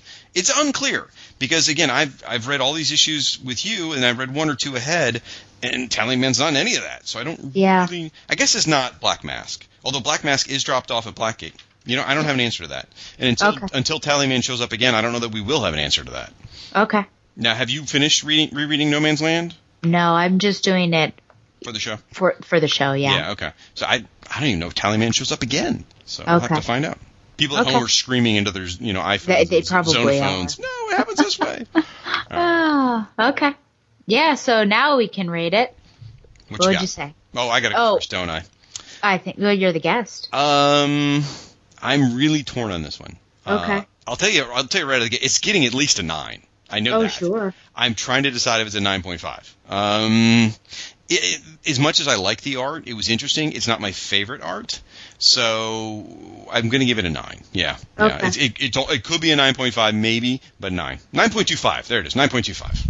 9.25. I think I'll step you up and say a 9.5. I just think with the tension, the fights, the wonderful character moments, and, however sad it is on my heart, Barbara Gordon's character moments here, I just think it was really well done. And especially just the overlay with the Black Mask and talking about, shedding your mask and everything, and that connecting to Barbara Gordon as well as the new Batgirl. I think it was just really well done with lots of layers. So 9.5. Yeah. Okay. Fair enough. I'm not going to argue with any of that. It's a great story, and it's a great Bab story. So absolutely. All right. Up next, Batman Chronicles number 16. So this is 3 different stories, folks. Here's the description. Gotham Central's detective Renee Montoya finds her brother alive and well in the aftermath of the earthquake, keeping company with the neighborhood Good Samaritan, Two-Face. What? Plus, a young couple tries to survive in an apartment that was once the Joker's hideout. And what has Harold been up to since the quake? All right, so we'll run through these. I guess we'll do a rating for the issue, not for each individual story. Is that fair? Yes. Okay. All right. So the first story is called Two Down, written by, Greg Rucka, what up? Artist is Jason Pearson and Cam Smith. Now, keep in mind, this is a flashback story. So you were talking about the 2 different versions of Two-Face. Well, this takes place before No Man's Land. It's after Cataclysm, but before No Man's Land, which is why you think you're going to see a different version of Two-Face. Renee Montoya is working herself too hard, and she's given a mandatory 48-hour break from work. So she returns home to find out that her brother is missing, and she investigates. It turns out he's been running with Two-Face and his gang, except they're helping people. What? So for 2 days, Montoya works side by side with Two-Face while each of his coin flips comes up on the clean side. Harvey Dent is once again working to help Gotham. All right. The second story is called The Comforts of Home, written by Scott Beatty, art by Damon Scott and Wayne Foucher. And this story is not about Batman at all. While scouting for supplies, a couple stumbles upon the apartment of the Joker. It's a pretty creepy tale as it unfolds. Well, the couple, in the end, they end up escaping moments before the apartment explodes, thanks to the help of Batgirl. And in a twist ending, the couple gets away, but the woman still dies as she's poisoned by a soda they stole from Joker's apartment. She gets the smiley with the creepy smile. Yep. Yeah. And the final story is called Harold, written by Denny O'Neil, art by Chris Renard and Sam Buscema. or Sal Buscema, I'm sorry. Yeah. And Batman's friend and mechanic Harold barely escapes from the collapse of the Wayne Manor during the earthquake and all that. Harold then flees the rubble of the manor after an encounter with the distraught Alfred in a conversation that goes not the way either one of them hoped. Harold then finds renewed purpose in the opportunity of fixing the wrecked Gotham. So we don't know where Harold is at this point. So, 3 very different stories. Yes. What did you think of Two Down? I like Two Down. It's, I've read, what's it called? Gotham City Central? Yeah, Gotham Central. Yeah, the comic. Gotham Central. And so I was wondering, is this where he becomes smitten with her? Because if you've read that, you know that Two-Face very much falls in love with Montoya. Okay. But it also shows that, Two-Face, however much of a villain he is, there is still that side of him that wants to do good. It's still that Harvey Dent side of him. So I liked seeing this. And it does give you hope that maybe he's out there in no man's land and helping people. But we'll find out later what he's actually doing. The art was wild. I called it 90s art with wild Two-Face hair. Really? Would you agree? His hair is crazy. Oh, his hair is crazy. Yeah, he's absolutely crazy. But I love this art so much. Maybe it's because I'm a product of the 90s. No, I liked it too, but I just thought that it's like his hair was crazy. Yes, it's absolutely nuts. Yeah, it's an extreme. Not only is it extreme in the 90s. Extreme. No, it's not that kind of extreme. But it is a. Well, maybe it is a little bit. It's a very exaggerated, cartoonish version, and the art is even borders on a little bit of cartoony. It's like cool 90s, fun art with a little taste of almost maybe a little bit of animated series, maybe a little bit of cartooniness in there. Yeah. I adore this artwork. In fact, out of every story we've covered so far tonight, this is my favorite art. I just love it. Oh, wow. Okay. So I really like this story. I love when Harvey Dent does the right thing.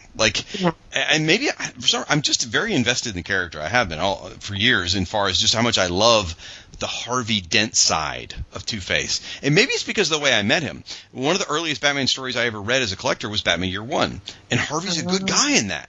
And maybe that's why I'm so, enamored with the Harvey Dent side of him versus the Two-Face side of it. So I was thrilled as I read this, and every coin flip, man, I was on edge. Every time he flipped that coin, I'm like, oh, God, don't let it come up bad. Don't let it come up bad. And it never did. And it just, Harvey Dent helps everybody. And then towards the end, I started wondering, I wonder if someone gave him a rigged coin, so it's only clean. But either way, great story. Yeah. Yep. And this is one of the ones we talked about that's filler. This is not a mythology-building story. And in fact, every story in this collection is just filler, and yet it still touched me. I loved it. Yeah, yep. And oftentimes, I have a rough relationship with Chronicles because sometimes it's hard to, I don't know, I just haven't enjoyed it throughout. There have been some really interesting stories, like the last time I read it, I think was during Cataclysm, actually, and it was, or maybe it was Road to No Man's Land, but it was this really interesting story with Oracle and Man-Bat. Okay. But for the most part, yeah, I don't know. It's hit and miss, but this, I think, was pretty good. Well, all of those 90s sort of standalone stories in any of the Batman or Superman families, it was always a gamble. When it was Showcase, like Showcase 93, Showcase 94, sure, all those, yep. Every issue had a story with, for the first couple of years, it was Batman characters, and then it was Superman characters, and then it would change and whatnot. But it was always a gamble. It's like sometimes you're going to get a gem like this, and sometimes you're getting a real stinker. And there was also Superman Man of Tomorrow, just like there was Batman Chronicles, and there was all these different anthology or infrequent stories that were just kind of, you never know. But it worked out well here. All right, Comforts of Home. Let's see, writer Scott Beatty and artist Damon Scott and Wayne Foucher. We already read all the descriptions. I'm sorry. So this one, super creepy. When they find Joker's apartment, and the phone keeps ringing, and there's like a desecrated body representing Robin in there. I mean, this one was genuinely gave me the creeps. It was creepy and it was annoying because I didn't understand why the husband wasn't listening to the wife's repeated warnings. That's true. And I also didn't understand why Batgirl waited so long to get to the couple, because she's there when they enter. I mean, is she really? I would have thought that she would have swooped down right away and said, "You shouldn't go in there." What do you mean she's there when they get there? Where do you see that? She's watching them. Yes. Oh yeah. So, but she doesn't jump in until the last minute. So I thought, what's going on? Yeah, good point. Yeah, I mean, they find all these dead hostages. There's this. I don't know how Joker put a water like a swimming pool in his apartment. I don't quite get that. Yeah. But with laughing fish and dead bodies, sure. And I mean, and also, yeah, why didn't they just freaking leave? You know, like the minute it got too creepy, I'd be like, I am out of here. It's like a bad horror movie when they just won't leave the haunted house. You're like, come on, really? I would have ran from by now. So that was, I could see that annoying part. But in the twist ending was very much a sort of like a Tales from the Crypt kind of moment where you're like, oh, you thought they were going to get away, but they didn't. Yeah. So. And of course it was the wife who was trying to get them away from it the whole time anyways. She's the one who gets it. Yeah. Ugh. All right, next one is Harold, which is this one is probably, in my feeling, like almost the most disposable of them. Yeah, it was short too. Yeah, except for the really powerful moments where he's remembering, I guess maybe it's his mother or some female in his life that clearly raised him is yelling, "Get out of my sight! Do you hear me? Get out!" Yep. And then unfortunately Alfred just says the wrong thing at the wrong moment. I don't think Alfred meant to chase Harold off. I think Alfred was just, everything Alfred has done in his in adult life since he got out of being a spy or whatever the hell he did. He was in that house, in Wayne Manor, taking care of it, and here it has collapsed. And he's just like, Harold, I can't do this with you right now, is what he's basically saying. But instead he basically tells Harold to go away, and so Harold does. And it's very sad. So the contrast of this woman screaming at him and Alfred, I think, is the most powerful piece of it. Yeah, I had hoped that his intention was just to give him space in that moment.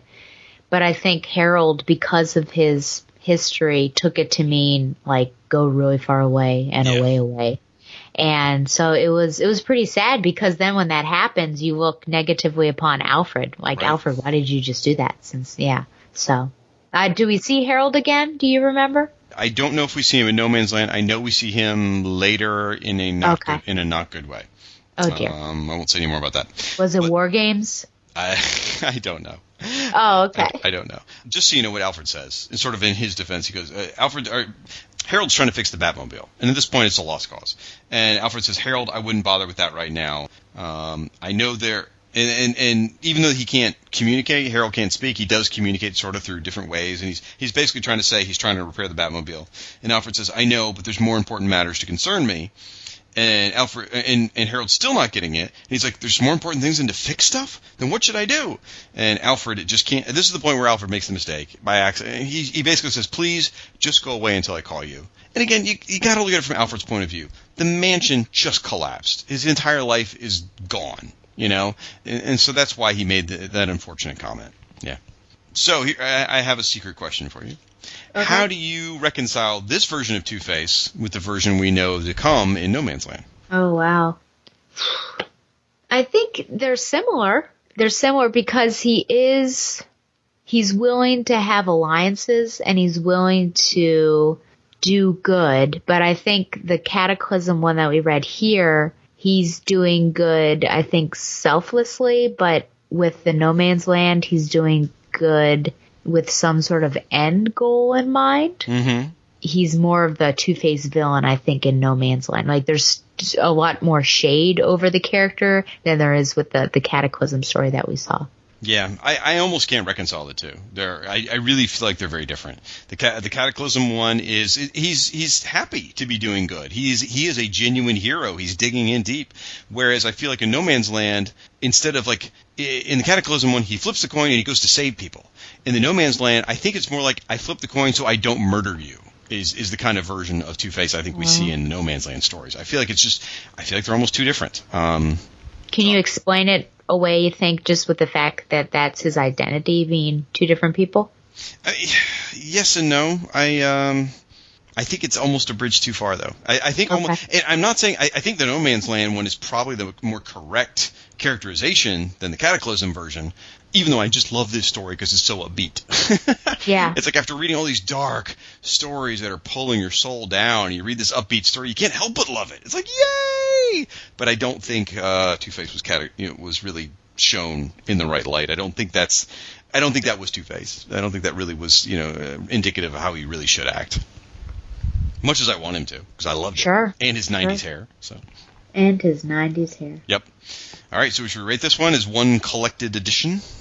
Sounds good. Okay. I'm going to give it a 7. 7.5. We'll say 7.5. I enjoyed it. I thought it was fine. It was good. Mythology building's low. Art is fairly high, actually. Really love the first story. Kind of like the second story. Kind of like the third story. So 7.5.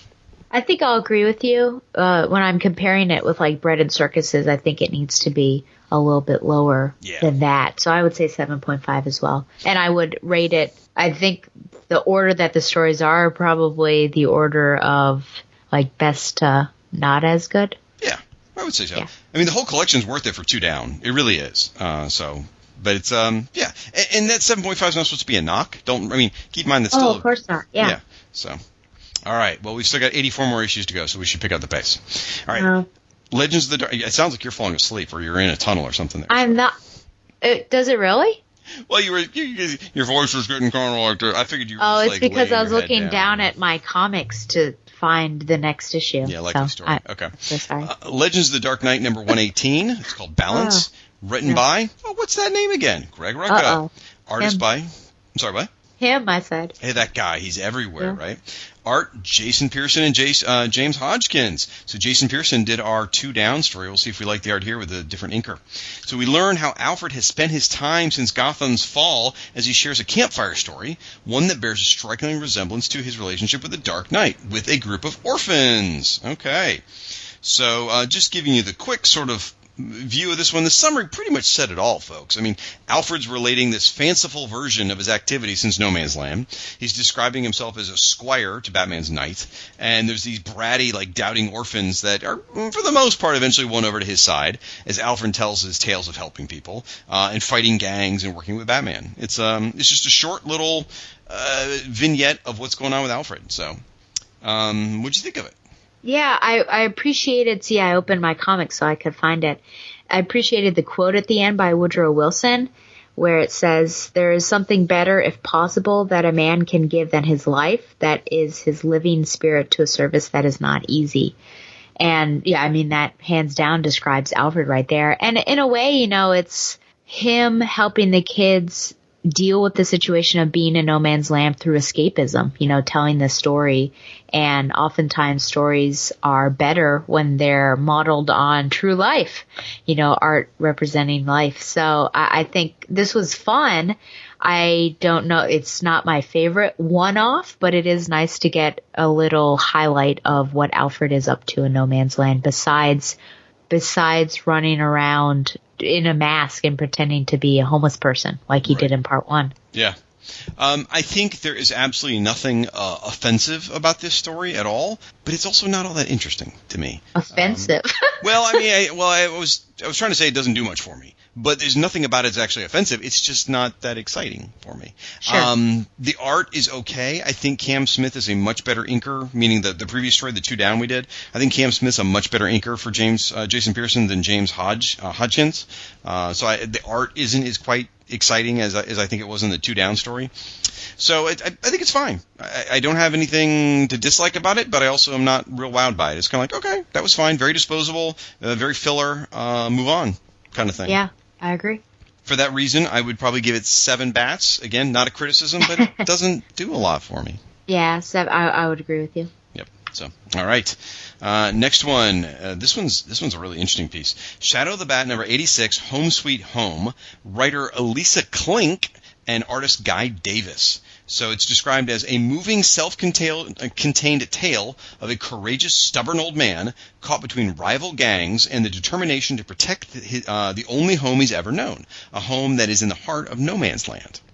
So again, the summary kind of says it all. Basically, there's no real superheroes in this. It's just a man trying to protect his home. It's almost like the old man from Pixar's Up.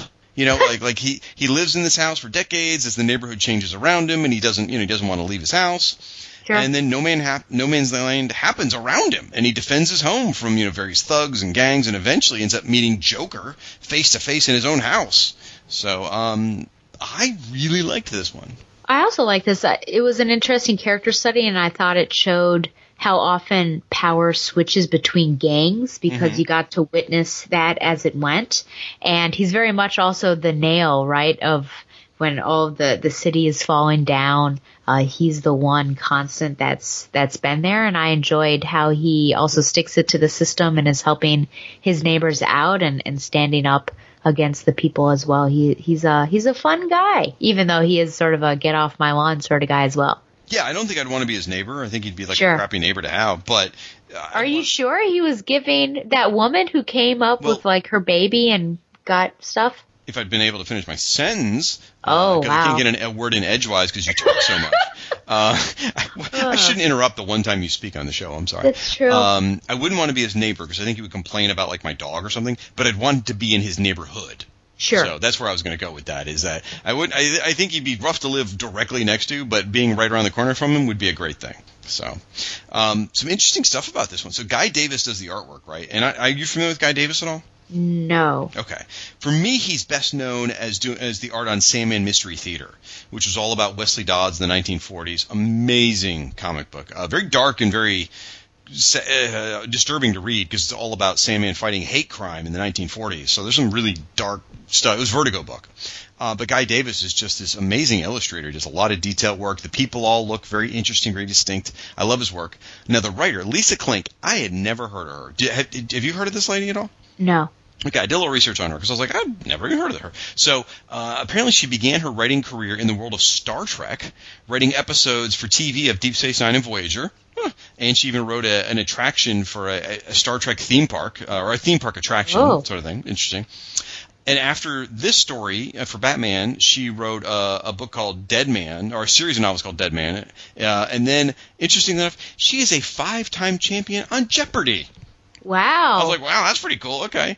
She concluded her run on an ironic note by missing a final Jeopardy question about, of all things, women authors. So how crazy is that? So again, another filler issue. You don't need to read this at all, but I think you should because it's very entertaining. So, do I always have to go first with the rating? Is that how it works, or can you ever go first? Do you want me to go first? Sure. On this one, we'll make you go first. I think a solid 9 for me. 9 out of 10 bats. I was going to give it 8.5. So, yeah, I liked it that much. I mean, I really, really enjoyed this one. There's not really any mythology building, so that's probably the only ding against it. But it's really a good, solid story. I dug it. It is. Yep. All right, up next is Batman number 566 called Visitor, written by Kelly Puckett and art by John Bogdanove and Eduardo Barreto. It says, the Man of Steel comes to Gotham City, insisting that he can help reshape the city's faction-driven power structure. But can the superpowers really make a difference in No Man's Land? So here's a real quick story. Like, for me, this is a real gem. I love this issue. Superman finally comes to No Man's Land. The Man of Steel decides that the people of Gotham need his help, and he's not going to let Batman stop him. In fact, there's a really good confrontation between the two. And Batman gives Superman 24 hours. Because Batman knows he can't stop Superman. You know, the kryptonite ring's probably buried under a pile of rubble or something, right? So with help from Gotham Power Plant's former chief engineer, Superman gets the electricity up and running in Gotham City. And Superman thinks that this is a victory, and then is stunned when it all spirals out of control and goes wrong. The gang start to fight for control of the power plant because whoever controls the electricity controls Gotham. And while Superman's out there battling Mr. Freeze and his gang, the people of Gotham flock to the power plant and begin to pay tribute to the chief engineer, regardless of how many times he tries to decline the tribute. It's like the people are programmed for this. After Superman gets involved and realizes he can't change these people, he finally realizes that Gotham's gone too far and they aren't ready to be saved. And he basically leaves and leaves it with the Batman. So what'd you think of this one? I'm still trying to work through it. Really? So I liked it. I think it was absolutely necessary as an issue, as a story, to show readers why in these 100 issues of No Man's Land there aren't other heroes showing up outside of Batman's family. So I think that it's pretty important. But I don't understand why Superman gives up. I think that there was still, it's not a lost cause. I still think that there were other things that he could have potentially done. He's just focused on the people that seem to, I guess, be in the barter system and just going for whatever they can do to survive. But he could very well do other things to help out the city, so I don't know why. That's just, I don't understand how Batman gives him 24 hours, and then he's like, you're right. And then Batman said, it took me a long time to realize it as well. Like, Batman's basically saying that he knows Gotham City's a lost cause, too. Well, no, Batman's saying it's different. Like, Superman only knows how to save people. What the story's saying is that Superman only knows how to save people one way. Okay. Whatever he does across the world is what Superman knows how to do. He doesn't know how to do it differently. And Batman's basically saying, and again, this is just my interpretation, but Batman's basically saying, your system doesn't work, Superman, and my old system doesn't work either. The rules are all new here. And Batman understands that this is a slow process. This is not an overnight fix. This is not a Band-Aid. This is going to take getting your hands in there, getting dirty, and fighting for every square inch of ground. And he knows Superman's not going to stay. I mean, even Gordon says Superman's smart. He's not going to hang around for this. And I think that's what they're trying to say. Now, could you, as you said, get in there from a real-world perspective and go, oh, yeah, Superman could still bring food in. He could still arrest criminals. There's things certainly Superman could do. But I think this story weaves enough of a good story to show why Superman gives up. It's like, because it's not just about the barter system, it's about the tribute. I mean, everyone there in town wants to basically elevate the chief engineer to a new gang lord. And he doesn't want that, but that's what they're doing, and he can't even stop it. I mean, these people are bringing him tribute, and he's like, no, please, we're fine. And she leaves it on the table anyway. He can't stop them from paying tribute. It's that people are brainwashed. And so that's why Superman gives up. And again, you're right, it's an in-story reason, but it's I think it's a very effective, though. I did, and I wish you could have seen also the good that he had done just with restoring power and also helping that guy get back on his feet. Yep. I mean, he instilled so much hope into him who was on the bad side and then became this leader and helped people out and fulfilled maybe a position that he never dreamed of fulfilling. Yeah, that's true. So, all right. So would you say... I go against your purpose, but would you say that Batman and Superman help people in different ways as heroes? In No Man's Land or normally? Normally. Yeah. Batman doesn't so much help people as he stops people. Batman stops crime. Batman stops bad things from happening. Now, that does help people, obviously. But that Batman's job is to stop bad things from happening because he scares the crap out of people. The whole, fear, cowardly lot, that whole thing. So I would say Batman doesn't necessarily actively help people. He stops bad things from happening. He doesn't want one more crime alley to happen to a little boy. Whereas Superman is actively out there trying to make everyone's life better. He's going to save a kitten from a tree. He's going to, bring rainwater to a wildfire. He's going to do, whatever it takes to make everyone's day better. Okay. Thank you. No problem. Now, I do want to say one thing about this issue. The art is freaking gorgeous. I love this. John Bogdanove has been drawn, is an old hand at Superman. He drove the Superman. He drew the Superman Man of Steel series for years, and sorry, Michael Bailey, you're probably going to get mad at me, but I don't think Bogdanove's Superman art has ever looked this good. And I don't know whether it's Eduardo Barreto inking him that does it. I don't know if it's, it's been 8 years or so since he started drawing Superman. He's just gotten that polished. I don't know which it is, but I love this Bogdanove Superman art. It's just freaking gorgeous. I did wonder how you managed to get a Superman issue and Michael Bailey did not. It all comes down to knowing closely the person who plotted it all out. So, just saying, sometimes it pays to have friends. Oh, boy. So, and I'll stop there. I was going to go really bad. Anyway, so how would you rate this issue? Oh, I guess I have to do it because I said you did last time. Okay. Okay. Or you can. I'm going to give it an 8 because I'll give it an 8.5, actually. I love this one. I really do. And maybe it's not worthy of the 8.5. Maybe I'm just biased because I like Superman so much, but I love this one. So I'm going to 8.5. I'm going to give it an 8, I think. Okay. A little bit lower than you for the first time.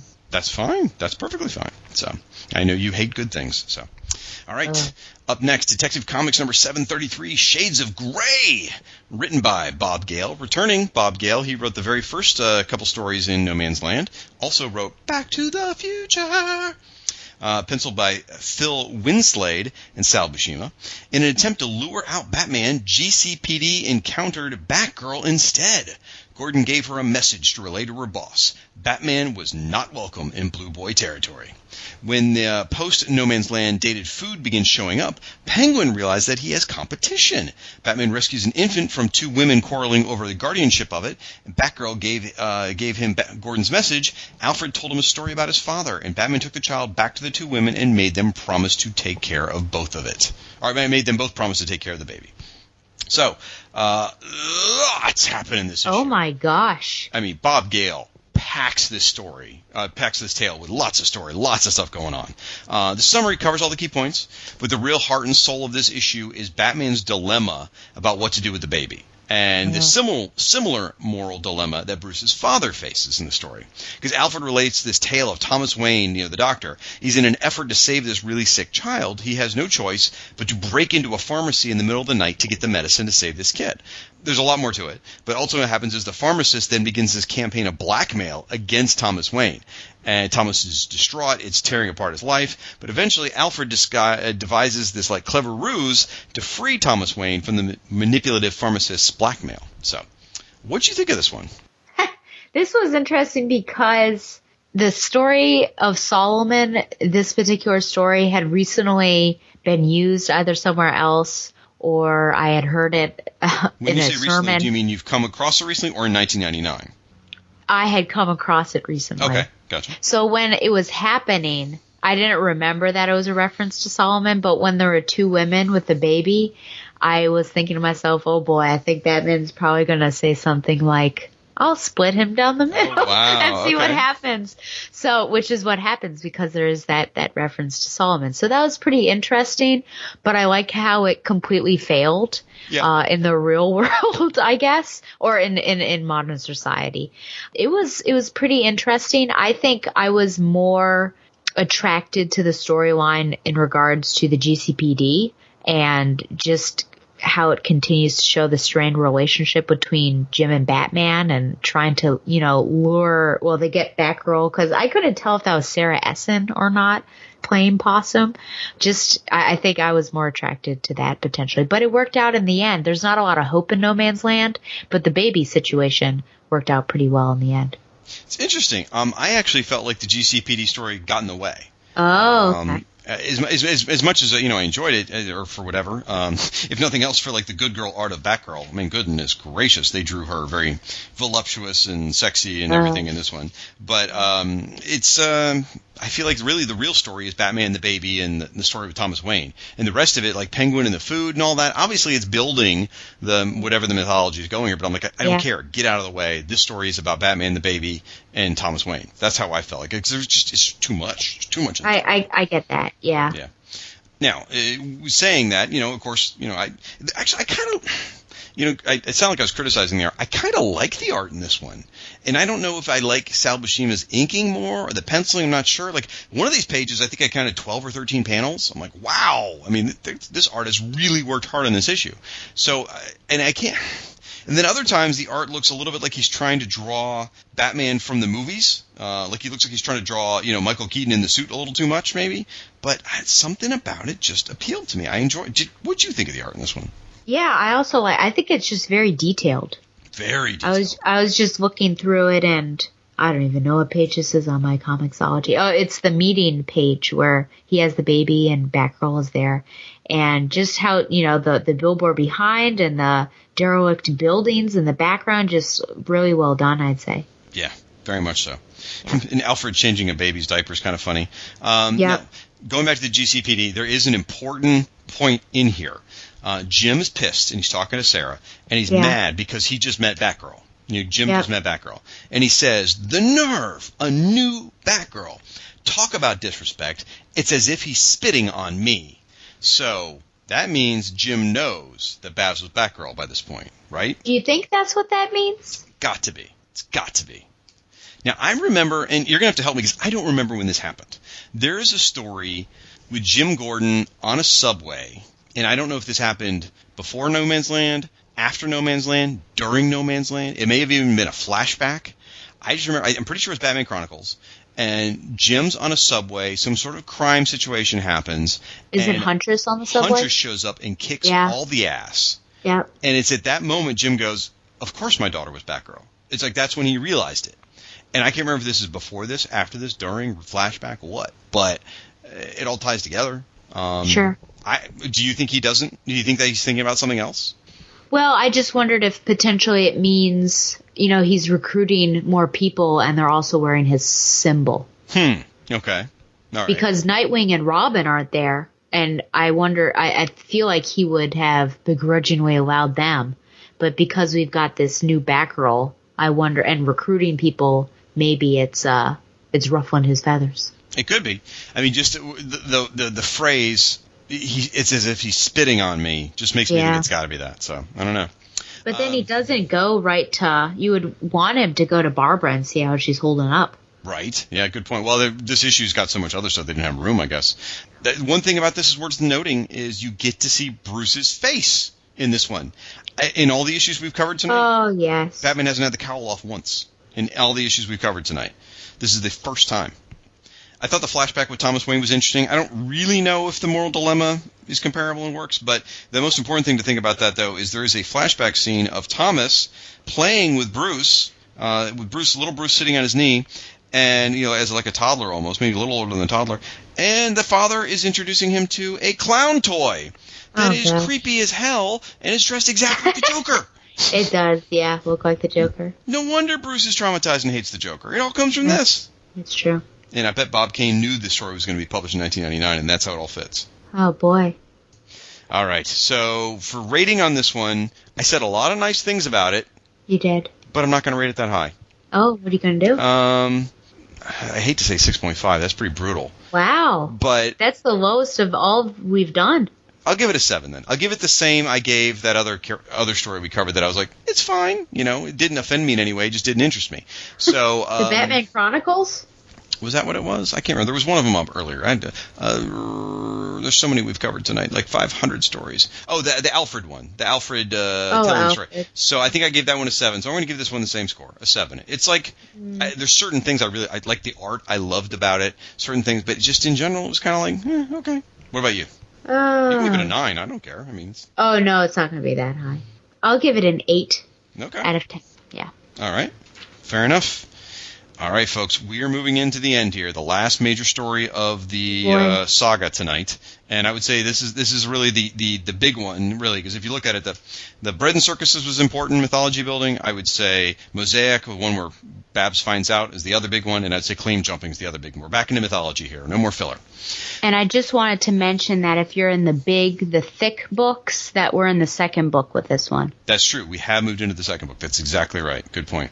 So, and if you're in hour 7 of this episode... oh my gosh. I told people online on Twitter that your contract only allows for 1 hour. Yeah, we kind of screwed that 3 hours ago. So... All right, so claim jumping arc written by, I can't even imagine how long the 21-issue episode is going to go. But writer Greg Rucka, art by Mike Diodato Jr. and Wayne Foucher. Starts off in Legends of the Dark Knight number 119. Gotham City is an official no man's land divided into territories controlled by various factions. Two-Face decides it's time to change those territories. Shadow of the Bat number 87. Various powers make claim for Gotham City territory. James Gordon faces dissent in the ranks after losing several good people, while Batman has a disastrous encounter with the mysterious Echo. So here we go. So when No Man's Land started, it was 3 months had passed since No Man's Land began. That's the comic book jumped straight into 3 months, into it. Now it's been a little over 4 months since Gotham was declared a No Man's Land. So since we started with the No Man's Land number 1 giant size issue, whatever it was, about a month and a half have passed because we do get a timestamp on this one. So in this arc, everyone's double dealing. The map of Gotham really changes in this story. And we also get an interesting radio conversation, since this is a Babs podcast. We get a radio conversation between the mysterious new Batgirl and Barbara Gordon. Babs says she knows who Batgirl's new real identity is, and she's pissed. She does not want to talk to her on the radio. And then later on, she refuses to let Batman lecture her about professionalism because of who he recruited for Batgirl. Or he didn't actually recruit her, but who he's letting be Batgirl. So at that point, we know. Everyone knows who Batgirl is, except for us, the reader. It's driving us crazy. Will we ever find out? Ooh. Yes, in the next story we will. That we're not covering tonight. Sorry, folks. So, getting into the story proper. In order to distract Batman, Two-Face leaks some fake news. Now, this gets back to Oracle, who does her job and shares the unfortunately bogus intel with the Dark Knight. However, she is keen enough to realize that this is probably a trap. So this leaves Batman in the hands of a Russian psychic named Echo.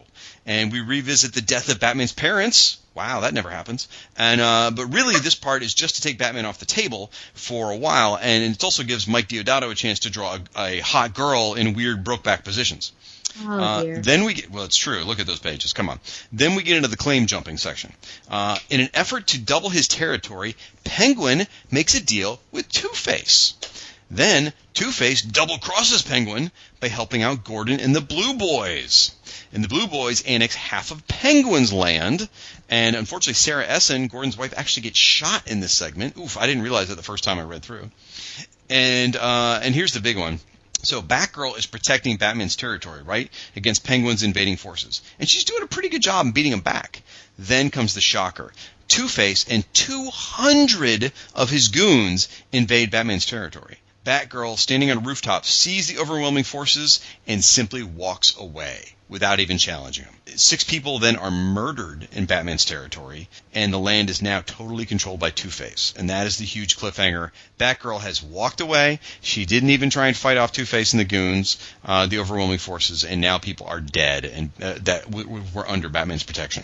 So that is claim jumping. Oof, okay. What did you think of this one?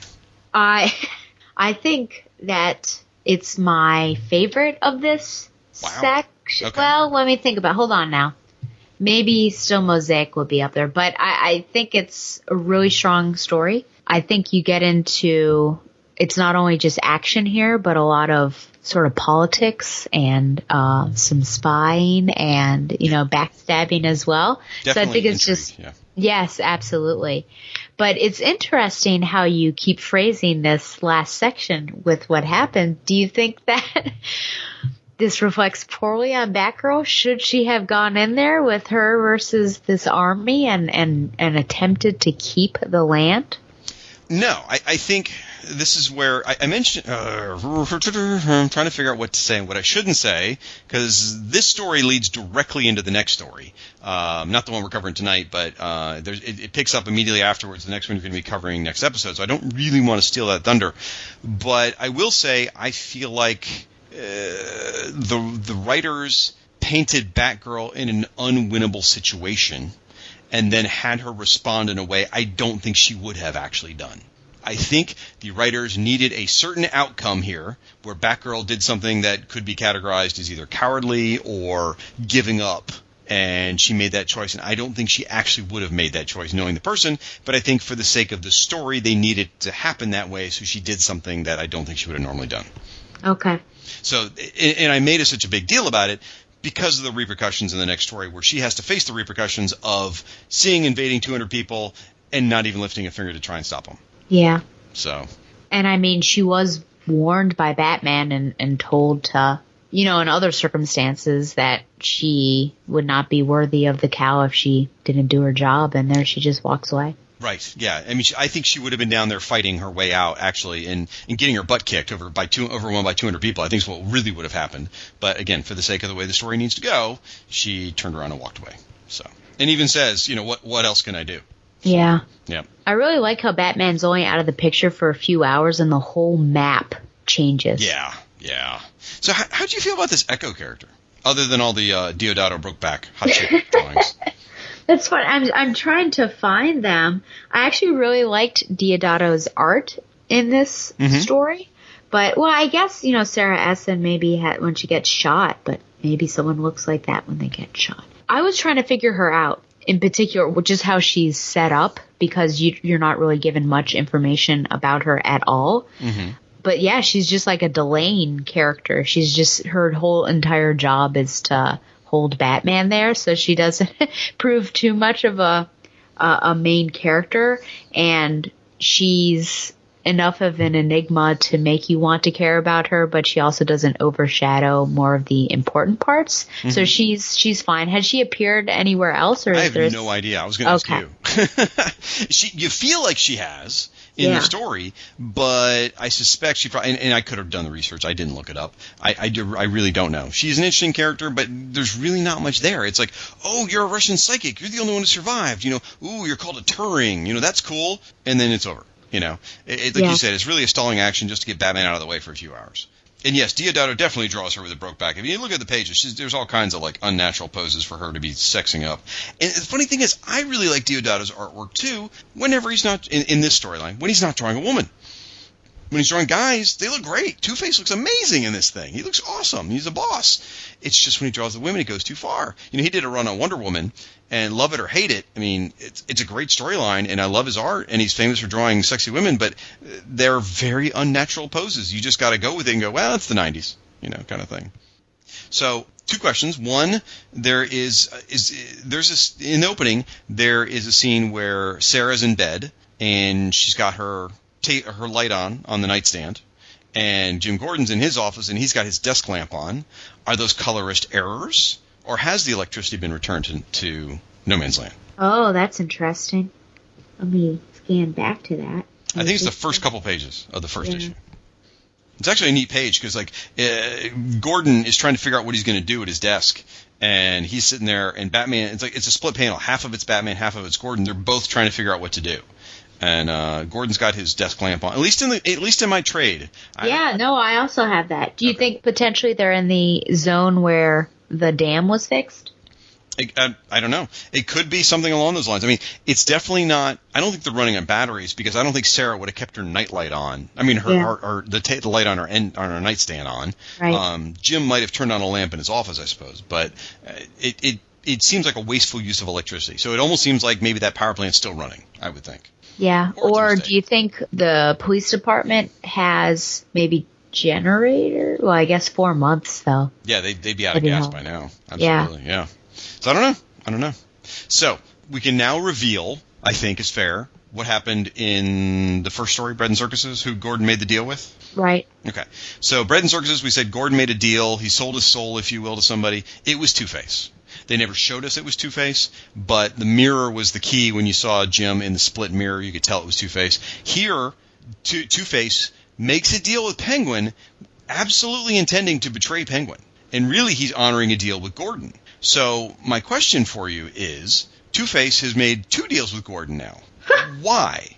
Why did Two-Face approach Gordon? Why, out of any other gang?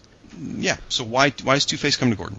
I think he does it for 2 reasons. Okay. One of them, I think, is because of their shared history. Mm-hmm. And so I think in those moments, Harvey Dent is more the one that is driving that relationship and trying to get out whatever he's going to get out. And then I also think that Renee Montoya is a driving force behind it, quite honestly. This love affair. Interesting. I think so. I think obviously she's not the one who started it, so he's the one who approached Gordon. But Gordon, I think, knows absolutely what he's doing, sending Renee Montoya to be the middle person. And so I think because she is the middle person, he is more easily swayed, not really swayed, but persuaded to help out the GCPD. But I think it very much is a Harvey Dent, pushing that persona a little bit more, but he gets a lot out of it as well. So it's one of those things where he's doing good, but for reasons that are going to very much benefit him. I think you're right. I think that's my answer as well. Harvey Dent's driving the deal. I think, he's looking for the closest he can find to justice. That's the Harvey Dent side, is he wants justice. And of everyone in No Man's Land, Gordon's the one who's going to bring it. And whether it's the shared history or just his respect for the law, I think that's absolutely what's driving that. So, yeah. It's funny, I didn't even know about Montoya and Two-Face having, that attraction there from Two-Face towards her. I had no idea. Because it makes sense what you say. And it's really creepy. I mean, poor Sarah. Gordon's like, he's with his wife, and he basically dismisses his wife or keeps her out of a private conversation with Renee. And then his wife's just sitting there going, what the hell is going on? And it happens twice, where he's clearly keeping secrets from his wife, and you just know that, that can't be good. Not just not that there's a romantic entanglement between the two, but just if Jim's keeping secrets from Sarah, that's not clearly there's some dirty dealing going on. Right. Yeah. So this is a tragic tale. Not for the Penguin. Who cares that he lost half his territory? But Batman loses a huge chunk of his territory to Two-Face, and the people get murdered. And those people are under Batman's protection. And just, oof, wow. I guess he's lucky. It was only 6 people. Yeah, it could have unfortunately been worse. Yeah. Yeah. Yeah, it's interesting that this wasn't much of a Batman story. It was very much, Penguin, Two-Face, and the Blue Boys. I think they tried to make it a Batman story with the stuff with Echo and him reliving his parents' death and all that. But, honestly, those pages, I just breezed through them. It's like, okay, yeah, death of his parents, I get it. Yeah, all my parents are dead. Boy, because, the ending, when you see these 6 people are all shot full of arrows and dead, and he's got the Batman tag has been scratched out with the Two-Face tag, and it says, "Tails, you lose." That's not only Harvey taking the land, that's Harvey flipping Batman the bird, really, is what he's doing there. It's, horrible. So, well. I had one question for you. I don't do those anymore. Well, that's okay. Okay. You said, perhaps off air, that when you were reading this, you didn't know who Batgirl was. Well, I didn't. Obviously, I know it now, but yes, at the time, I did not know who Batgirl was. Yes. Do you think that the way Oracle speaks to her, or in this case, doesn't speak to her, may or may not be a clue? Oh yeah, sure. Well, I don't know. Interesting. I know Oracle and that person have that relationship later on. I don't know if they ever had that relationship before now. Without hopefully showing your hand too much, in your rundown of all these issues you've done so far, has Oracle had dealings with that person? Yes. Okay. All right. And were they? And it's been like this. Okay. Yeah. Because this character is always painted to be in a negative light. In the Bat universe, which again I think is unfair. I think it's just done for story reasons to have an antagonist, that's hanging around the Bat family. I think so. Yeah, that's my answer. Okay. Rating? It's either going to be a really, really high 8 or a 9. Mosaic still is the best one in the book, I think. Yeah. But especially since we're doing, is it truly the best one in the book? I don't know if Mosaic is, but from a Batgirl perspective, it is absolutely. So I'll give this a 9. It's really the weakest part's the Batman stuff with. Sure, with Echo. With Echo, and Echo. Echo even has the time to put on a ridiculous superhero kind of costume too, which is just silly. But so, it's a 9. Yeah, I agree with you. I'd give it a 9. Yeah, it's good stuff. Absolutely. Now we got one more story to do. It's almost like a palate cleanser, really, because it's fun. Sure. It's a way to end on a high note. Let's put it that way. But remember, as you're going through this, if you really are going to be selective and not read the whole story, read Bread and Circuses, Mosaic, and Claim Jumping. That's what you really need to do. So, all right, let's get into this last one, folks. Young Justice, woohoo! No Man's Land Special Number 1, Road Trip. Writers Chuck Dixon and Scott Beatty. Artists by Andy Kuhn and Chris Ivey. And here's the recap. Superboy and Impulse decide that the perfect way to cheer up their depressed buddy Robin is to go into Gotham and fix things up. It's a mistake they quickly learn to regret when they find themselves needing help in fending off a bizarre plant woman called Ferrak and the Cobra strike force that's closing in. This is super fun. This is great. Yeah. It's a very fun distraction amongst the darkety dark of No Man's Land. Now, stepping away from this story, Young Justice, the monthly comic, is on issue number 10 at this point. So Peter David writes that book, and it's really getting rolling at this point. So this special, even though it's not written by Peter David, I do feel like it still has the spirit of that series. I feel like they captured the fun of that pretty well. Superboy and Impulse are freaking hilarious in this comic. They just crack me up. They're like kid versions of Blue Beetle and Booster Gold from Justice League International, though I know you've never heard of that book. Blah blah podcast. Yeah, the blah blah blah podcast. Exactly right. Now it takes Robin, Impulse, Superboy, the Whizwagon, which I love that thing, and teaming up with the Lagoon Boy and his friends to stop the forces of Cobra, thus saving Gotham. And unfortunately, Robin's still going to have to face a very pissed off Batman who they come across in this issue. And Robin, because Robin broke the rules coming back into Gotham, so Batman's pissed. And apparently, the funny part, the joke at the end, is that Impulse thinks that Batman is Robin's dad, which, interestingly enough, a decade later wouldn't be wrong. So, sure. So, what did you think of this? This is a very different one. Have you ever read any Young Justice comics? I've read the whole run, actually. Oh, really? You like something good. That's unusual. Okay. What'd you think? Oh my gosh. Terrible person.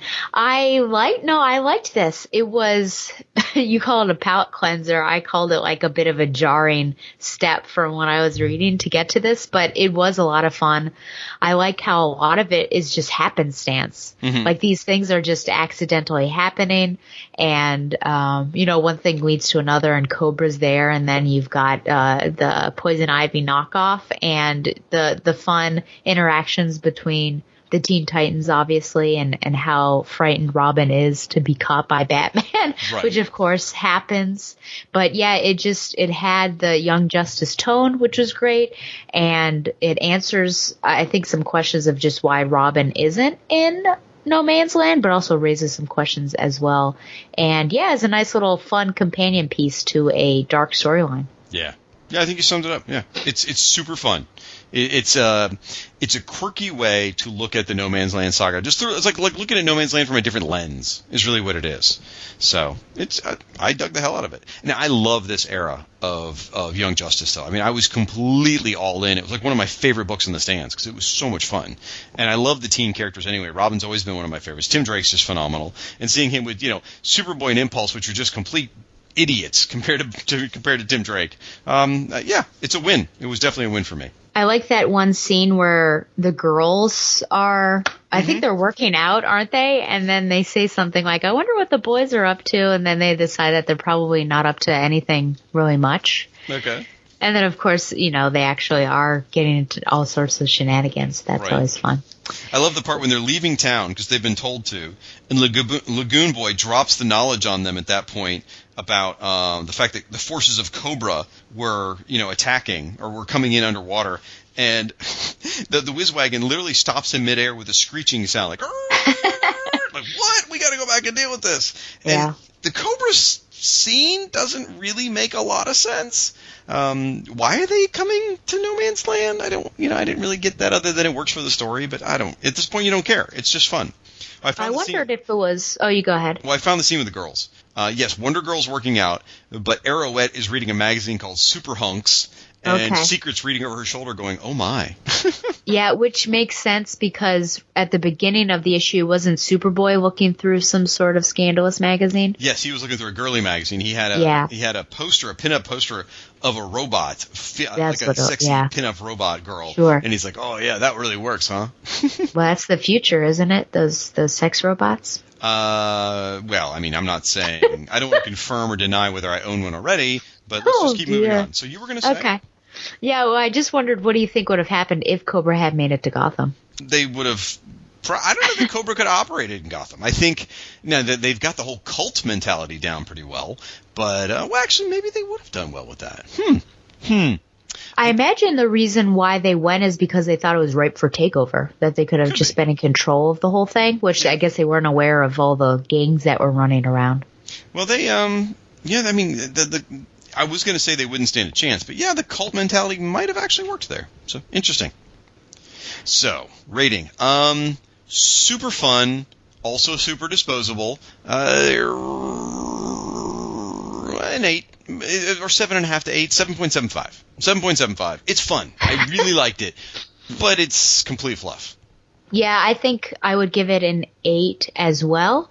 I thought it was a little bit odd that Batman doesn't welcome Robin's help, which I guess we'll get into. He did tell Nightwing and Robin to stay out, but if you remember in the first part, he was, and he's reminded by Alfred that he's trying to do things differently than he did with Nightfall, so not be on his own, which is why he's been working with Batgirl, so I just wonder why he's so angry. But anyways, yeah, I'd give it an 8 out of 10. Okay.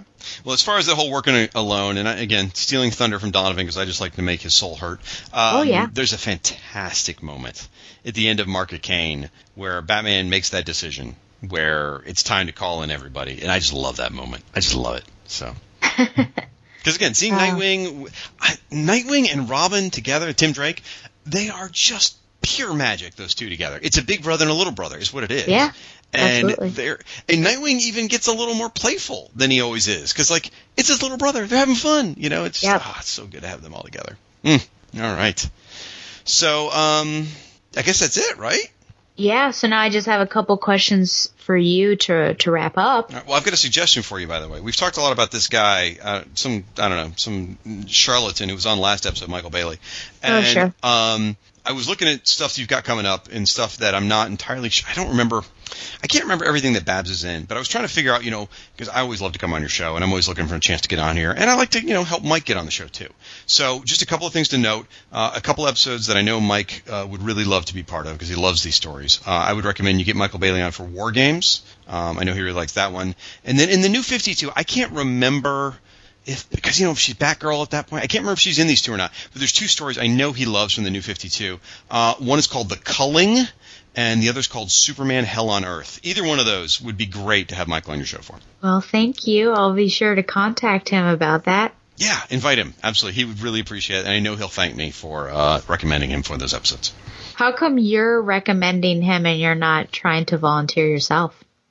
Well, because I know you're going to have me on. I know how it works with you and I. We have a connection, that goes beyond just words, I would say. That, and also I'm going to twist your arm really hard at Baltimore and make you be on it, and let me be on another episode.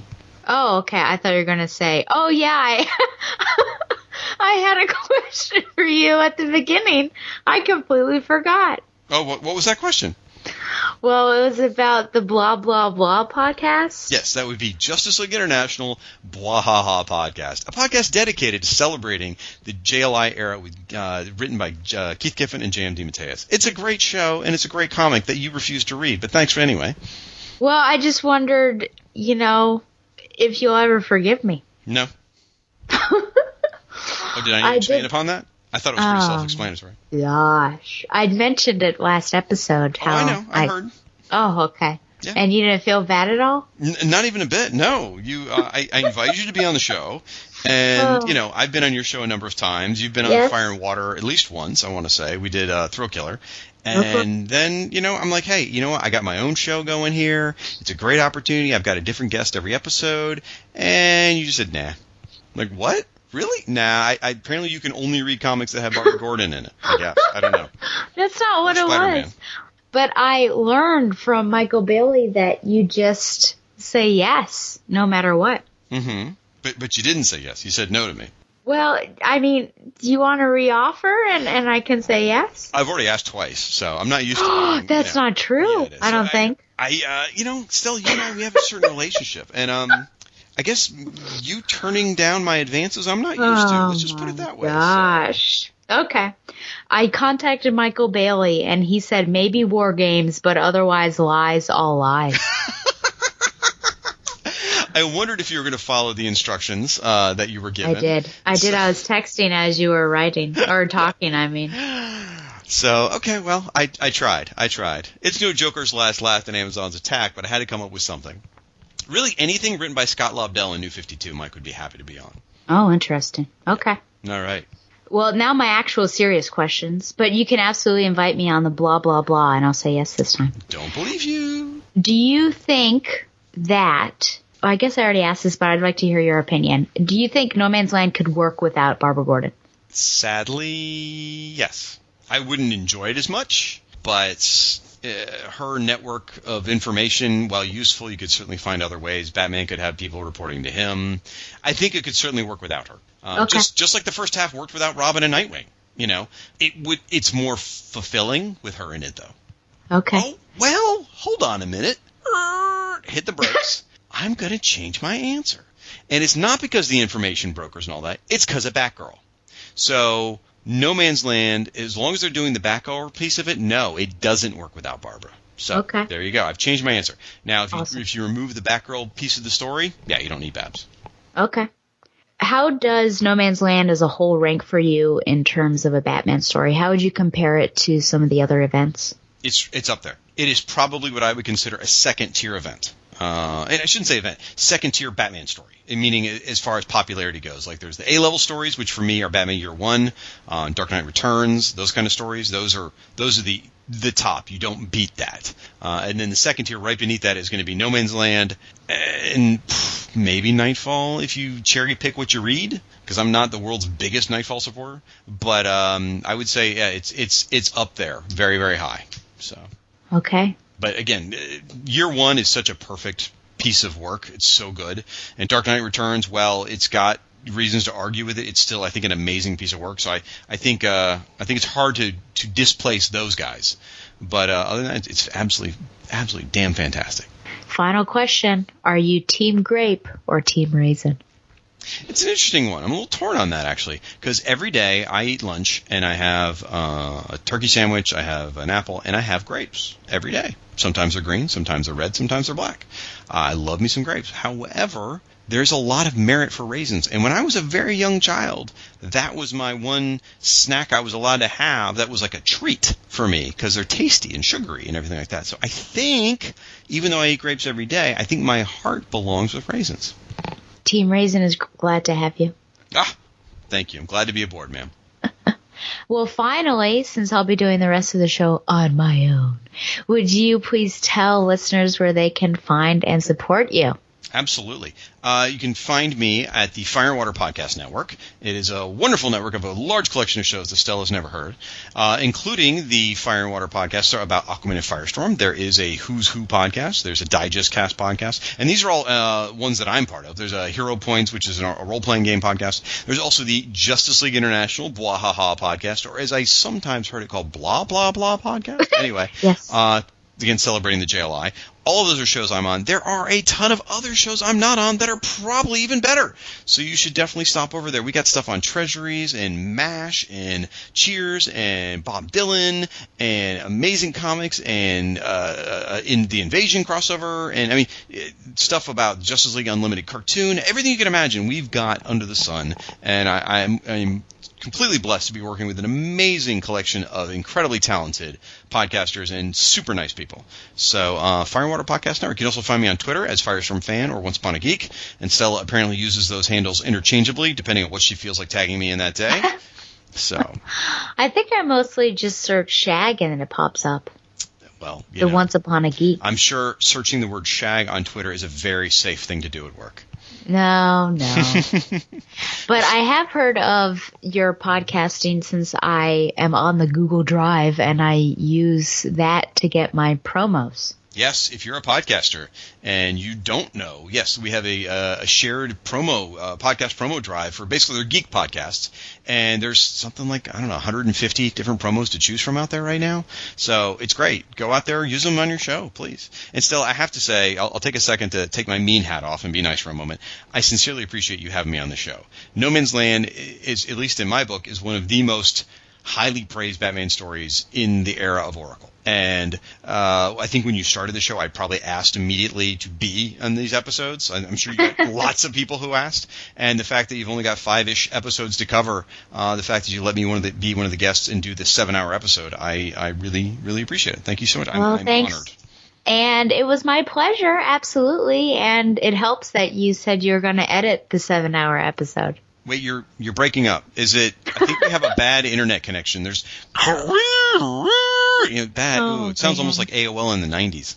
Oh my goodness. No, it was a lot of fun. I was looking, when I was setting out everything, I had my short list of people, and none of them were available. So oh, you ended up with me. Please. No, it's fun. I think we've come so far from when you offended me by saying, you never listened to any of my shows, and then you made me go and listen to that Supergirl special, and look at how far we've come. Is that where it started? Okay. I just miss the old days where I was allowed to say she's hot every 15 seconds on your show, and now you specifically invite me on episodes where you don't see women too often. Now, I will say, here you go, make you feel better. Batgirl, drawn to that one where they drew her really curvy and stuff. She's pretty hot there. And in the gray, the Legends 119? Whichever one it was, yeah. I think that was the one, yes. The one with the baby. And then you get the Brokeback Echo lady. She was pretty hot, even though it was ridiculously drawn. So there you go. Sarah Essen, smoking hot. She absolutely is. So she was in that nightie with the lamp on. Oh, I noticed. So. Well, there you go. You got your fill. See, we've come so far, and yet I am still stuck perpetually at 11 years old. So. I guess so. And horribly offensive to women, and you still invite me on your show. It's amazing. I think people wonder. I think you just like to have me on the show as like an example of what a grown man shouldn't act like with people, especially with women. Maybe that's what the purpose of me being on the show is? Perhaps. Okay. The world may never know. Thanks again, Stella. I sincerely appreciate it. Absolutely, my pleasure. Now it's time for some listener emails. Mail time. Mail time. Mail time. Mail time. The mail's here. Here's the mail, it never fails. It makes me want to wag my tail. When it comes, I want to wail. I have an email from Michael Staley. He said, "Hey Stella, loved the first part of your look at No Man's Land. The story holds a special place in my heart because it was the debut of one of my all-time favorite characters, Cassandra Cain. Really excited for when you get to her. It's funny. The more I read about Batman, especially in this era, the more I realize what a jerk he can be. With his shutting everyone out, not even really talking to Barbara when he comes back, and something still to come in No Man's Land, it's sometimes amazing anyone is still willing to work with him. Keep up the great work. I can't wait to hear your thoughts on the rest of the story. Mike Staley." And from Captain DC, who posted on episode 160, which was No Man's Land Part 1, "The Donovan and Stella, I mean the Batman and Catwoman non-wedding, was very disappointing. So were the meaningless wedding preludes. I think writers are way too comfortable with not progressing character arcs, taking away character development, and keeping characters wallowing in endless failure/misery. In Batman number 32, as Bruce is ashamed of almost murdering the Riddler, Selina is there to console and reassure him by agreeing to marry him. Tom King did a great job of showing Bruce open up emotionally and express how much he needed her. Selina rewarded that emotional vulnerability by not abandoning him and understanding her value to him. She's the ride-or-die partner that makes Batman better and stronger. And Catwoman's ego is big enough to always think that Batman would be better off with her than him suffering alone without her. Even if superhero marriages are so basically outlawed by Dan DiDio, hopefully Tom King at least repairs the Bat-Cat relationship.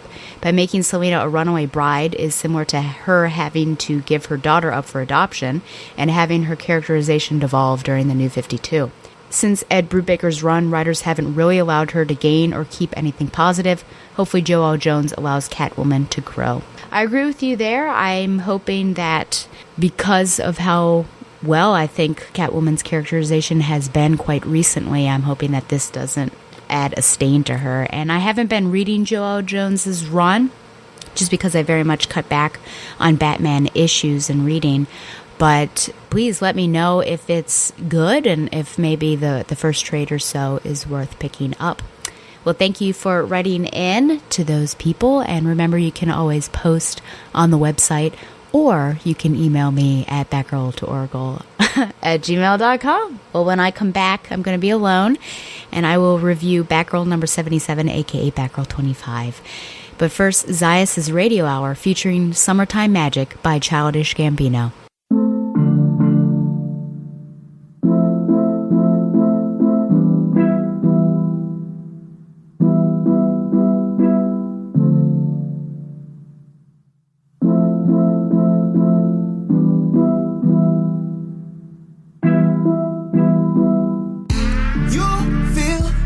Summertime, you took this heart of mine. You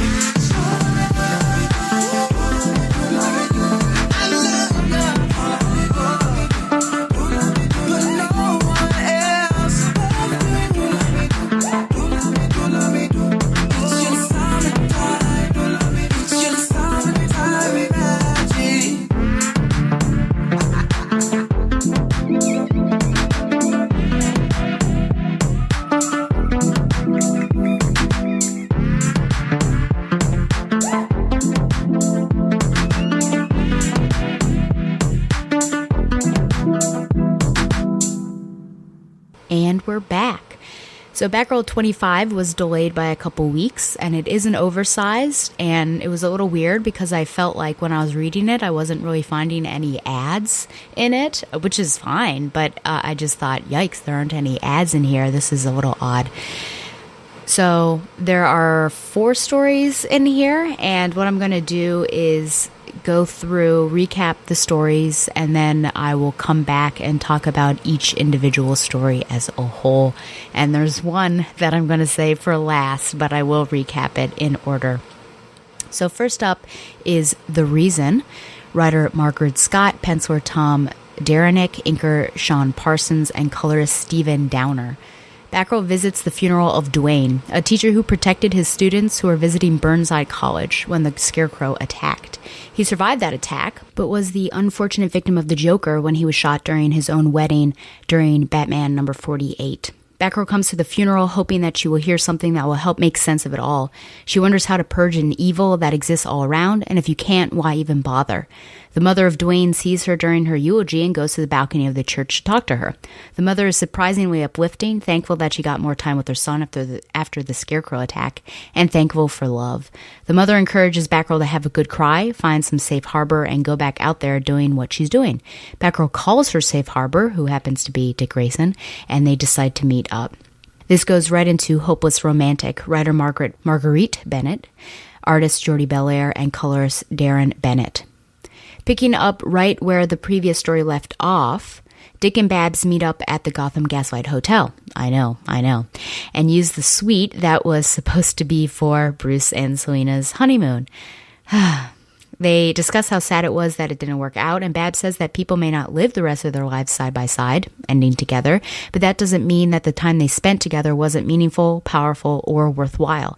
Dick talks about his dream wedding, and Babs talks about just having Sunday mornings. Dick wonders if she sees anyone in particular in those thoughts, and she admits that it's him. They end up falling asleep together with the beach scene on the TV and Hawaiian music playing in the background. To be continued. Then we have Value, writer Margaret Scott, penciler Paul Pelletier, inker Norm Rapmond, and colorist Jordi Belair. 1 week later, in Burnside, Batgirl is investigating a murderous art thief in a high-class neighborhood. She uses her eidetic memory and Sherlock skills to trace the path of the homeowners, only to find them murdered and their art stolen. The thief/murderer is none other than Grotesque. Yes, that Grotesque. He tries to zoom away on his bike, but Batgirl wraps a cable around him and yanks him off. They tussle, but he somehow gets the upper hand and rides away without noticing a tracer placed on his jacket during the tussle. Batgirl boots up her GPS on her bike and begins her journey back to Gotham, to be continued in Batgirl number 26. And finally, March Madness. Writer Paul Dini, penciler Emanuela Lapacino, and inker Ray McCarthy, and colorist Jordi Belair almost colored the whole book, which I appreciated. At Menagerie Media, Batgirl fights off a group of men dressed in bad animal costumes. And I mean, they're so bad that they make Velvet Tiger look good. So just think about that. It seems March Harriet crashed a Mr. Warren's party and drove them insane with some Mad Hatter tech.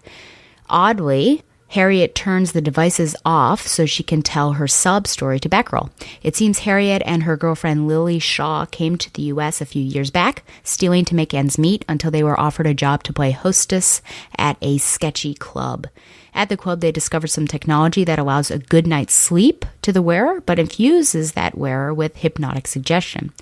Jervis Tetch appears randomly to also grab the tech, but Warren and his goons show up and toss them all out, unfortunately killing Lily in the process. Tetch helps Harriet out, and they end up teaming up, but Harriet needed revenge. During the story, Batgirl suddenly realizes that the man dressed up as a Cheshire Cat has gone missing, and that story time was really a delaying tactic because he is locked up in an airless room.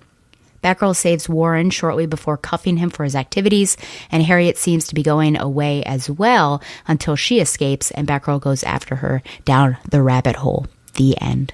Okay, so I'm going to go story by story here, and I'm going to start with The Reason, which was the funeral there. I like the fact with this story that there are continuity connections with the Batman universe, however tragic it may be. Even though they showed panels of the wedding and Joker killing him, which gives enough background. I am glad that there's an editorial note, but it makes better sense, of course, if you have read leading up to the Batman wedding. And again, though, it is just nice to have some books connect with each other. I also appreciate the fact that it highlights a teacher and his care and concern for his students. It's almost as if it's an analog to all the shootings that unfortunately we have been witness to in the U.S. for the past couple years. Except instead of a shooter, there's the scarecrow, and there's more or less a happy ending for the kids, just not for the residents of the college. I felt like I was reading some Bronze Age Batgirl, however, because we see her questioning what she's doing and what the point of all of it is. I mean, this sounds familiar, cough, cough, Crisis on Infinite Earths. It takes the mother of the teacher, acting like Supergirl in that story, to talk some sense into her and lead her not only towards continuing the fight, but also to the arms of Nightwing. So the story certainly serves a dual purpose because the story leads into the next one, but you know, again, I just wonder about this Batgirl that we are witness to, and we've seen this before. We've seen it with Barbara Gordon. We've seen it with Steph. I remember, one of the first storylines with Steph, I think someone fell out of a window and she was unable to save him. So there are going to be those moments where in a hero's journey, they just aren't able to succeed with what they're trying to do.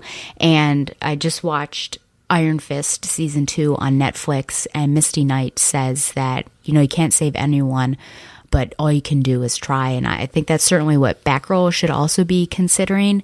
And I appreciate the depths of her sorrow and the fact that she doesn't throw off the weight of it. And she acts as if, this is the first time that this has happened. So the impact is almost as if it's the first time. But I also don't need her to constantly question what she's doing. I think she's at this point of her career that if she's devoted this amount of time to it, either being Batgirl or Oracle, that she's got skin in the game and she just needs to keep with it or quit entirely. I mean, goodness, we can't be wishy-washy. So I am glad that conversation happened with the mother, and I'm just hoping that with this new arc with Margaret Scott that we have perhaps a more confident Barbara who is not at all regretting what she's doing and hopefully just is more successful in her missions and seems to be better overall than what we had seen with Hope Larson's run and just questioning and trying to find herself constantly. I'm going to skip the hopeless romantic. I want to save that for last because I have a lot to say. So I'll go on to value. Now, this is the story that I was most interested in reading, mainly to get a sense of the tone of Scott's writing. If you recall, I read that interview with her and I was concerned just because I felt like, yikes, are we going to get back to the darker New 52 tone with Gail Simone's run?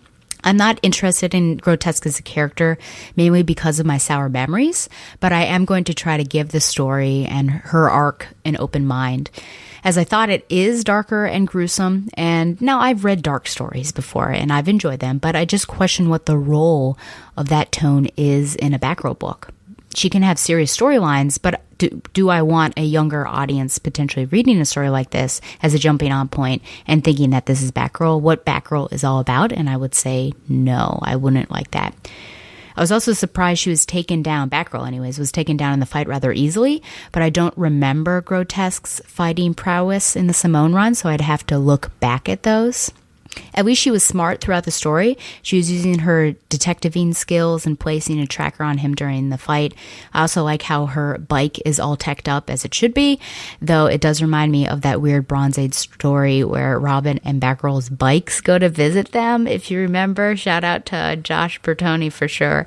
So it was an okay story, but again, I think you can tell right on the outset that it is going to be a little bit macabre, and we'll see. I mean, this was not even, we only saw a little bit of it. So once he goes on his spree, I wonder what that's going to look like. So just a lot more blood, I think, than we're used to seeing in Batgirl. And then we have March Madness. This seemed to be the longest story of the issue in the sense that it felt like it went on for far too long. Now, I like Paul Dini as a writer, but I just didn't think this story was as successful, mainly because it just seemed to take weird turns and have an origin story wrapped up in it and then kind of have Mad Hatter thrown in there, but not really.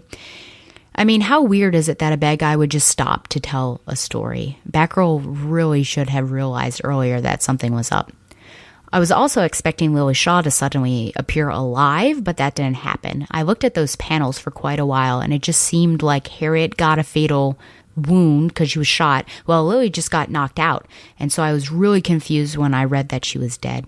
I did like the fact that Harriet got away at the end, and Batgirl went off to chase her, mainly because it gave a non-ending and potential for a fun story later, because I think it did have a lighter tone due to the overall zenniness and not wrapped up in the pedophilia of Mad Hatter. But still, I would say that this was the weakest story overall. So then we have Hopeless Romantic. This is it, isn't it? It's the one you are wondering about, the one which several issues of Nightwing and Batgirl have led to, the one clearly meant for me and addressing my hopes and desires. Boy, I wish I could say I was satisfied. The whole story really is a shipper fest, and there are a lot of cute moments, and Bennett, no surprise because she is such a huge shipper in general, writes all the interactions well, and the words fit the characters. But what I'm hearing as I read this is that these two may not or will not end up together, but can at least spend a significant amount of time together. And you have to ask yourself, is that enough? You know, for a diehard Dick and Babs fan, is that enough for me? And it really depends, doesn't it, on how those stories are crafted. But I really want them to end up together. I think that there are two characters in the Batman universe that could lay down the cape and cowl and actually be together for the end. Ugh. And boy, are we flashing back to Dixon BOP era, right? Birds of Prey, with Dick being the optimistic one and Babs being more of the cautious and kind of sourpuss one, because he's got his wedding planned out and I don't know, he just seems really happy and chill, and she's more like analytical and thinking about all of these things.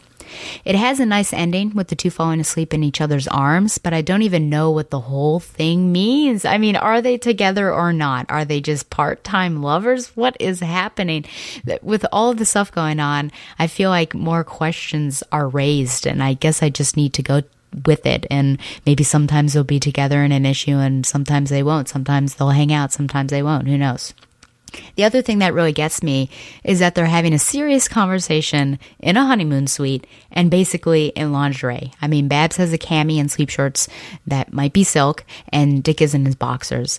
I was so distracted by this because the images are screaming eros, which is erotic love, but the words on the page are saying philia, which is affectionate love, or agape, selfless love.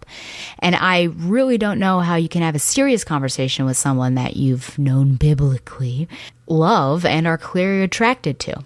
I mean, if someone was dressed like this in a romance novel, the guy would get all befuddled, and the girl would absolutely know what she was doing dressing like that, and one thing would lead to another. I'm just saying. It's a great conversation, but the tone of it would change completely if it were somewhere else, or if they were dressed differently, whether they were in civvies or in their superhero clothing. I did enjoy it, so don't think I didn't enjoy it. I think I just have mixed feelings about it, you know, what it means. And again, yeah, sort of the art and the words not really jiving together. I think overall, Batgirl 25 was a solid issue with stories that more or less matter for the character and series, so I'm going to give it 8.5 out of 10 bats. And, of course, I have to say that my favorite page is probably page 20 with the Dick and Babs, with Dick and Babs falling asleep together. Even wordless, this would be a beautiful page, and it certainly jumpstarts my shipper heart. I'm taking suggestions for Chris's segment. I think it's easy for me to say what he's going to do, but now that he's doing a couple different things, like his little his Nightwing corner, and he'll be doing Batman Adventures or Batman and Archie, and I think he deserves something better. So today's until someone tells me to change it and gives me a suggestion is this. Now over to Chris's cornucopia of curiosities. That's like some actual good swag on Batman Day and being undefeated in your fantasy football league. Thank you very much, Stella. Hello, Bat fans! Welcome once again to the Archie Meets Batman 66 / Batman Adventures review segment. Thank you very much for downloading, and as always, thank you for not fast-forwarding. My name is Chris, and I'm very glad to be with you. So, let's get to the reviews. First up, Archie Meets Batman 66, number 2, cover dated October 2018. Priced at $3.99. Our writers are Jeff Parker and Michael Morrissey, pencils by Dan Parent, inks by Jay Bone, and colors by Kelly Fitzpatrick.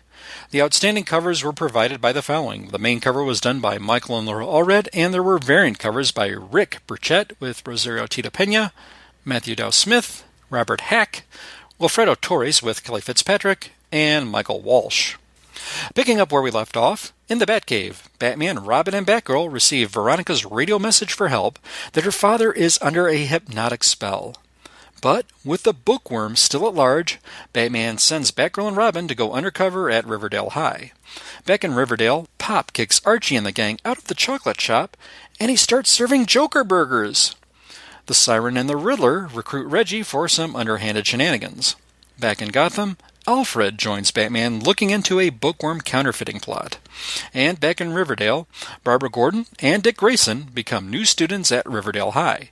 And there is instant attraction from Archie and Betty. The other villains decide to get control of Riverdale's teens, with Catwoman planning to join the faculty as Miss Kitka, and the Joker plotting to use Jughead in a brainwashing plot. To be continued. As with the previous issue, the artwork is cheery and fun. It's nice to see Dick and Barbara in the then-contemporary clothes infiltrating Riverdale High. We get Cesar Romero's mustache visible on Joker's face. While I'm tempted to ask when and how did Batgirl learn Batman and Robin's identities, I won't. After all, then I'd have to ask how the Bat characters wound up in the Archie universe to start with. You just have to go with it, as with questioning if Barbara can pass for a high school student. I had no problem with the story and the art. I did have a problem with the packaging, though. Aside from the cover gallery and the next issue tease, there were 10 pages, yes, 10 pages of house ads. I thought that was pretty obscene, and it gives me pause if I, or one may be better off, waiting for the trade paperback when this series is completed. And if that should affect my rating on this. I'll be fair and just review the content, and give Archie Meets Batman 66, number 2, 7.5 out of 10 bats. And buyer beware, if you have concerns about the page count, you have been warned. Next up, Batman Adventures. I'm up to Batman Adventures number 9. Batman Adventures number 9 was cover dated June 1993 and priced at $1.25. Our story, The Little Red Book, was written by Rich Burchett, penciled by Mike Parabic, inked by Rich Burchett, and colored by Rick Taylor. Act 1, Gangster Boogie. Batman chases mob boss Rupert Thorne's thugs, who've retrieved a Little Red Book from a GCPD storage area. Batman eludes gunfire and pummels some goons. 2 of Thorne's thugs, with the book, manage to make it to a car, and they try to run over Batman. But Batman manages to somersault over the vehicle and hangs on to the rear. Batman moves and punches through the driver's window, and the car crashes into a light pole on a pier, which sends Batman sprawling. Before the Cape detective can recover, one of the goons manages to throw the book into the water. Later, a GCPD officer in scuba gear retrieves the book, but Commissioner Gordon and Batman look over the book. A book with incriminating names, dates, and account numbers. Well, any useful evidence against Thorne. And they find it's illegible. Gordon says it's not fair, and Batman replies he hasn't won yet. Act 2, The Big Boss. Batman makes his way to Thorne's mansion and takes out his goons and sentries one by one, 8 in all, where he ultimately reaches a room and hears a voice behind him asking what took him so long. Batman turns and sees a robed Rupert Thorne looking down on him from the top of a staircase. Thorne is flanked by half a dozen gunmen. Batman surmises that Thorne let his men destroy the Little Red Book, and Thorne must have another copy. Thorne tells Batman he's correct, but the actual book just left by car, and it's headed someplace safe. Thorne coolly tells Batman goodbye. Act 3, Rupert's Reckoning. Before the gunman can shoot, Batman lassos Thorne's ankle and pulls him over the balcony edge. Batman orders the gunmen to throw their weapons down, or he'll let Thorne go. Thorne orders his men to comply. Batman then rappels to the balcony, over and through the men, and smashes through a window, escaping more gunfire. Yet more gunfire is even upon Batman as he gives chase in the Batmobile to the goon's car containing the Little Red Book. The goon's car crashes, and Batman retrieves the book. We smash cut to a courtroom, with Thorne on the witness stand looking very angry, and being questioned by Harvey Dent. Bruce arrives, and Gordon whispers that Thorne's paid-off jury might get him off. But it's nice to see Thorne squirm. Bruce looks at his watch, waiting for Harvey to finish, so the two of them can go out to lunch. But he's quickly pushed into the hallway. The end. There was very little dialogue in this issue. This was, essentially, top to bottom, soup to nuts, a well-oiled and well-crafted action story. And even though we don't have a lot of lines, I think the characterizations from our lead principals comes through. An effective Batman that takes out men with stealth. Thorne oozing with a contemptible smugness as a villain that you, as a reader, begs for his comeuppance. The artwork was very good with well-depicted, fast-paced action, and my favorite panels were when Batman breaks through a window as we see lightning strike in the background. One does hope that Thorne did get convicted, but we didn't see the outcome. We, as the readers, are left a bit hanging, and I'm not sure if I like that as an ending. That's my slight quibble, and I'm giving Batman Adventures number 9 a solid 8.5 out of 10 bats. Now, for everyone's favorite segment within a segment. Night Watch. This is where I look at the current events in the Nightwing title from a shipper perspective. Nightwing Annual number 1 dropped since the last recording, and there were some interesting developments. The story is titled Deadline, and it opens with a bare-chested and unmasked Nightwing bound to a table, and with Batgirl next to him. But it's not what you might think. Think clean thoughts, old chum. Batgirl is extracting a phantasm controller around Nightwing's heart. The issue takes some regrettable turns, with Nightwing and Vicky Vale having some flirty back-and-forth exchanges. Mind you, Vicky looks quite a bit younger and closer in age to Dick than any previous depictions in my mind. I have to think she's more closer to Bruce Wayne in age. But we haven't seen the last of Batgirl, as she shows up later to gift Nightwing a huge truck that's essentially a rolling bat cave, complete with vinyl records from the 80s, a glute master, and a new motorcycle. The two embrace, and Dick's thoughts reflect that being with Babs makes every prior flirty exchange shallow in comparison. A step is taken back, though, when we see Nightwing is given Vicky a comlink, and Nightwing is no closer to capturing the villain. I don't know if it's Fire or Worm at this point. Boo hiss. However, I will give Nightwing Annual number 1 a mild shipper alert. Next, in Nightwing number 48, the story is titled Harm's Way, Part 1. And here, Nightwing goes to the Isle of Harm for an insane motorcycle race. For reasons I'm not exactly clear on. There are monsters and bizarre characters about. The advance solicit says the new character Silencer appears, but she's barely in the issue, so there is no shipper alert in Nightwing number 48. This concludes this edition of Night Watch. Not much by way of news. A future issue of Archie Meets Batman 66 wasn't in the advance solicits, so I might be skipping a review in a forthcoming month. Before I go, I'd like to thank Paul on Twitter at reading_Hicks for having me on the DC OCD podcast, where we discuss the 90s DC Elseworlds limited series Kingdom Come. I was very flattered to have been asked and had a great time being on his show. You can follow that podcast on Twitter at DCOCDcast. Also check out the Waiting for Doom podcast that covers the Doom Patrol he does with Mike. Lots of fun. I'd like to give a shout out to Laurel on Twitter at MountainFlower1. Thanks for the kind words and your support. Be sure to check out Laurel on the Feather and Foes podcast that looks at the Birds of Prey title. They're just getting into Gail Simone's run. Laurel joins host Ashford and Mark with her great story recaps and thoughts and insights. And I don't want to forget Stella can also be found on the Required Reading podcast. I'd also like to give a shout out to the Sutherlands. Be sure to check out Warlord Worlds, Tricker Talk, Xenozoic Xenophiles, Sensational Sleuths, Fantastic Fantasies, and the Convention Correspondence podcasts. Listeners, you can find me on Twitter at B2OnBatBooks. I'll tweet about my weekend nightstand reads, old Batman comics, and I put out a Saturday morning salute where I tweet a pic of an old TV listing from a Saturday morning of yore, among other things. Hope you like it and give it a try if you're not following me on Twitter already. More so, please give it a follow. The handle again is BTO on Batbooks. BTO as in Batgirl to Oracle, and Batbooks as in Batbooks for Beginners, the other podcast that I can be found on.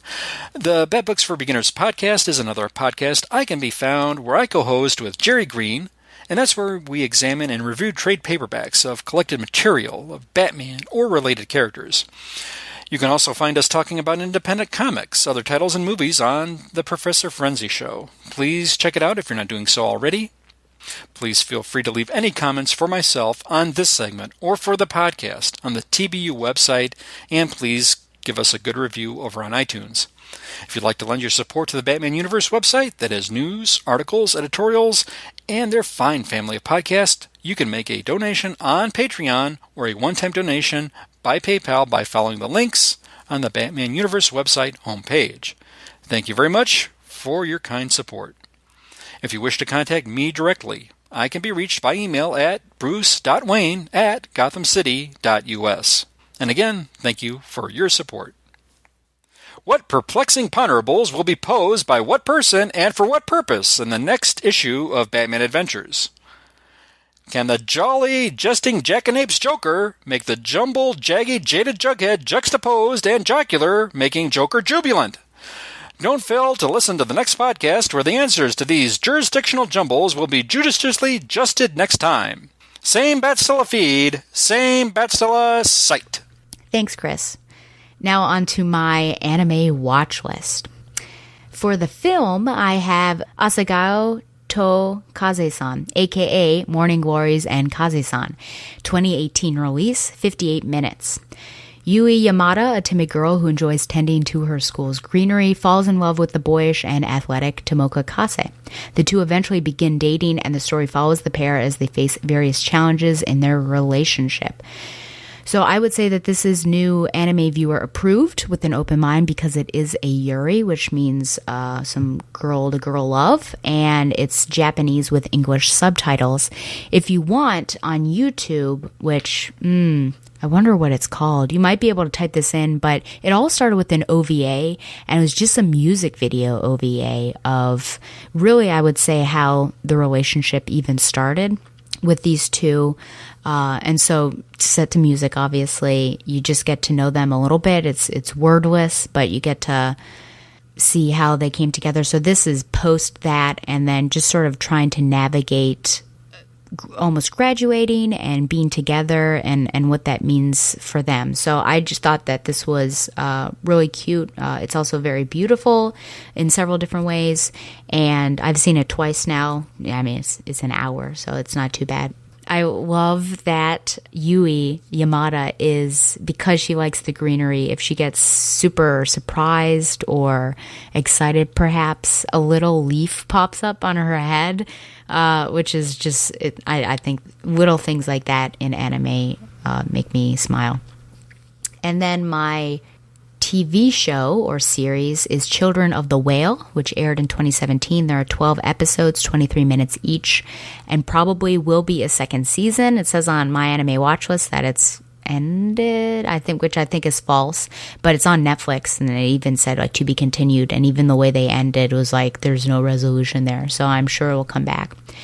In a world covered by an endless sea of sand, there sails an island known as the Mud Whale. In its interior lies an ancient town where the majority of its inhabitants are said to be marked, a double-edged trait that grants them supernatural abilities at the cost of an untimely death. Chikuro is the village archivist. Young and curious, he spends his time documenting the discovery of newfound islands, but each one is like the rest, abandoned save for the remnants of those who lived there long ago. For the first time in 6 months, another island crosses the horizon, so Shikuro and his friends join the scouting group. During the expedition, they find vestiges of an archaic civilization, and inside one of its crumbling remains, Shikuro discovers a girl who will change his destiny and the world inside the Mud Whale as he knows it.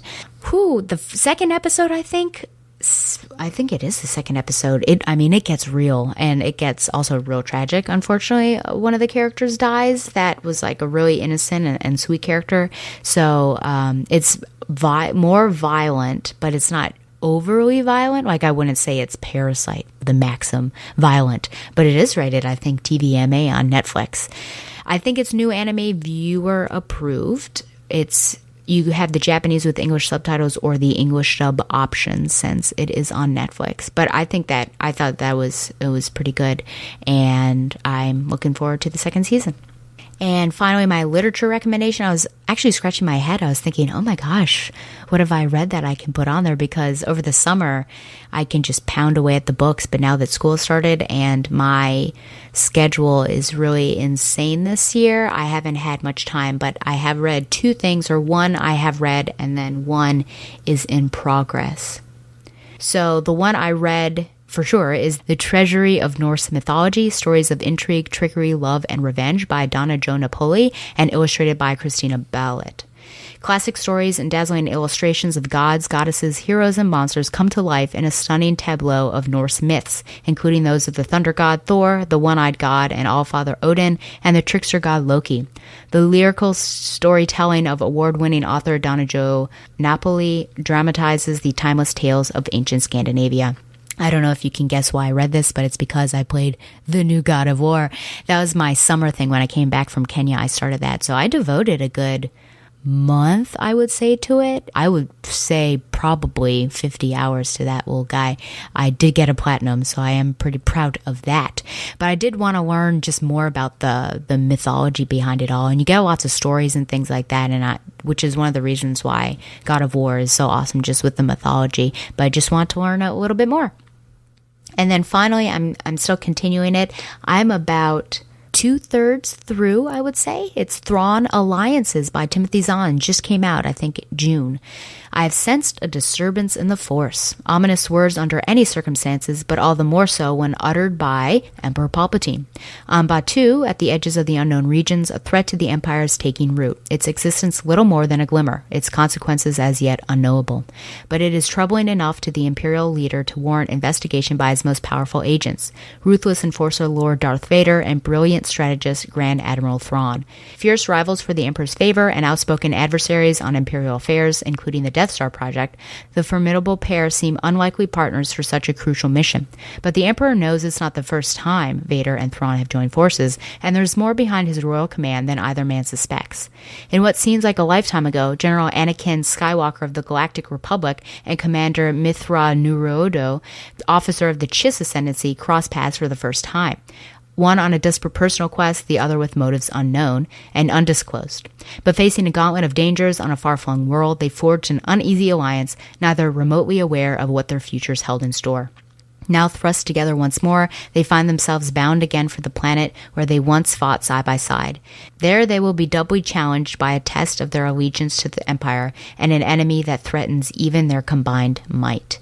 Well, remember that you can go over to the Fire and Water Network and listen to Shag and I debate which is the better Thrawn series. But this is the new Thrawn series, and I really like it. And I still wonder, is Thrawn a villain in this one? Because he just seems like a better guy. But when he's up against the rebels, I get it. But this is real interesting because it goes with the present when you have Thrawn and Darth Vader, and then there will be moments where it will flash back when it's Thrawn and Anakin. So, I mean, 2/3 through, but I absolutely recommend it, whether you're a Thrawn fan or Rebels fan. I mean, Star Wars Rebels, the TV show, or a Timothy Zahn fan, right? Or a Darth Vader fan. So yeah, definitely pick this up. Well, that's it for this episode. Remember, you can send any questions or comments to batgirltheoracle@gmail.com. You can also find the show on Google Play and Stitcher. Like the show on Facebook or follow it on Twitter @BatgirlTheOracle. Follow the Batman Universe on Facebook and Twitter as well. And support the Batman Universe by subscribing to Patreon. Once again, thanks to Mile High Comics for sponsoring Batgirl the Oracle, the Barbara Gordon podcast. Thanks again to Shag for being my cohort this episode. And next month, it will be Donovan Morgan Grant because, well, you should know why he's on there, but his favorite character is going to be appearing. Spoiler. And until next time, fly on, Babs lovers. Just plain Barbara Gordon, masquerading for a lark as she rides into the night on her special Batgirl cycle. Who knows? Is the dynamic duo destined to become the triumphant trio? Only time will tell us more about this dazzling daredoll. I love a happy ending, don't you? Now I'm going to ask you a question off the air. Are we doing okay? Because we've been going a while here, and this is going to be unfortunately, this is going to be a 3-hour episode. I'm probably not talking fast enough, am I? Oh, I'm fine. You don't sound fine. You sound like you're fading. Oh, really? I'm actually awake, but my left nostril is stuffed up, so that's why maybe I don't feel well, but or sound well. But no, I'm fine. Okay. Should I pick up the pace here? No, you can continue on whatever pace you are currently going on. Okay. All right.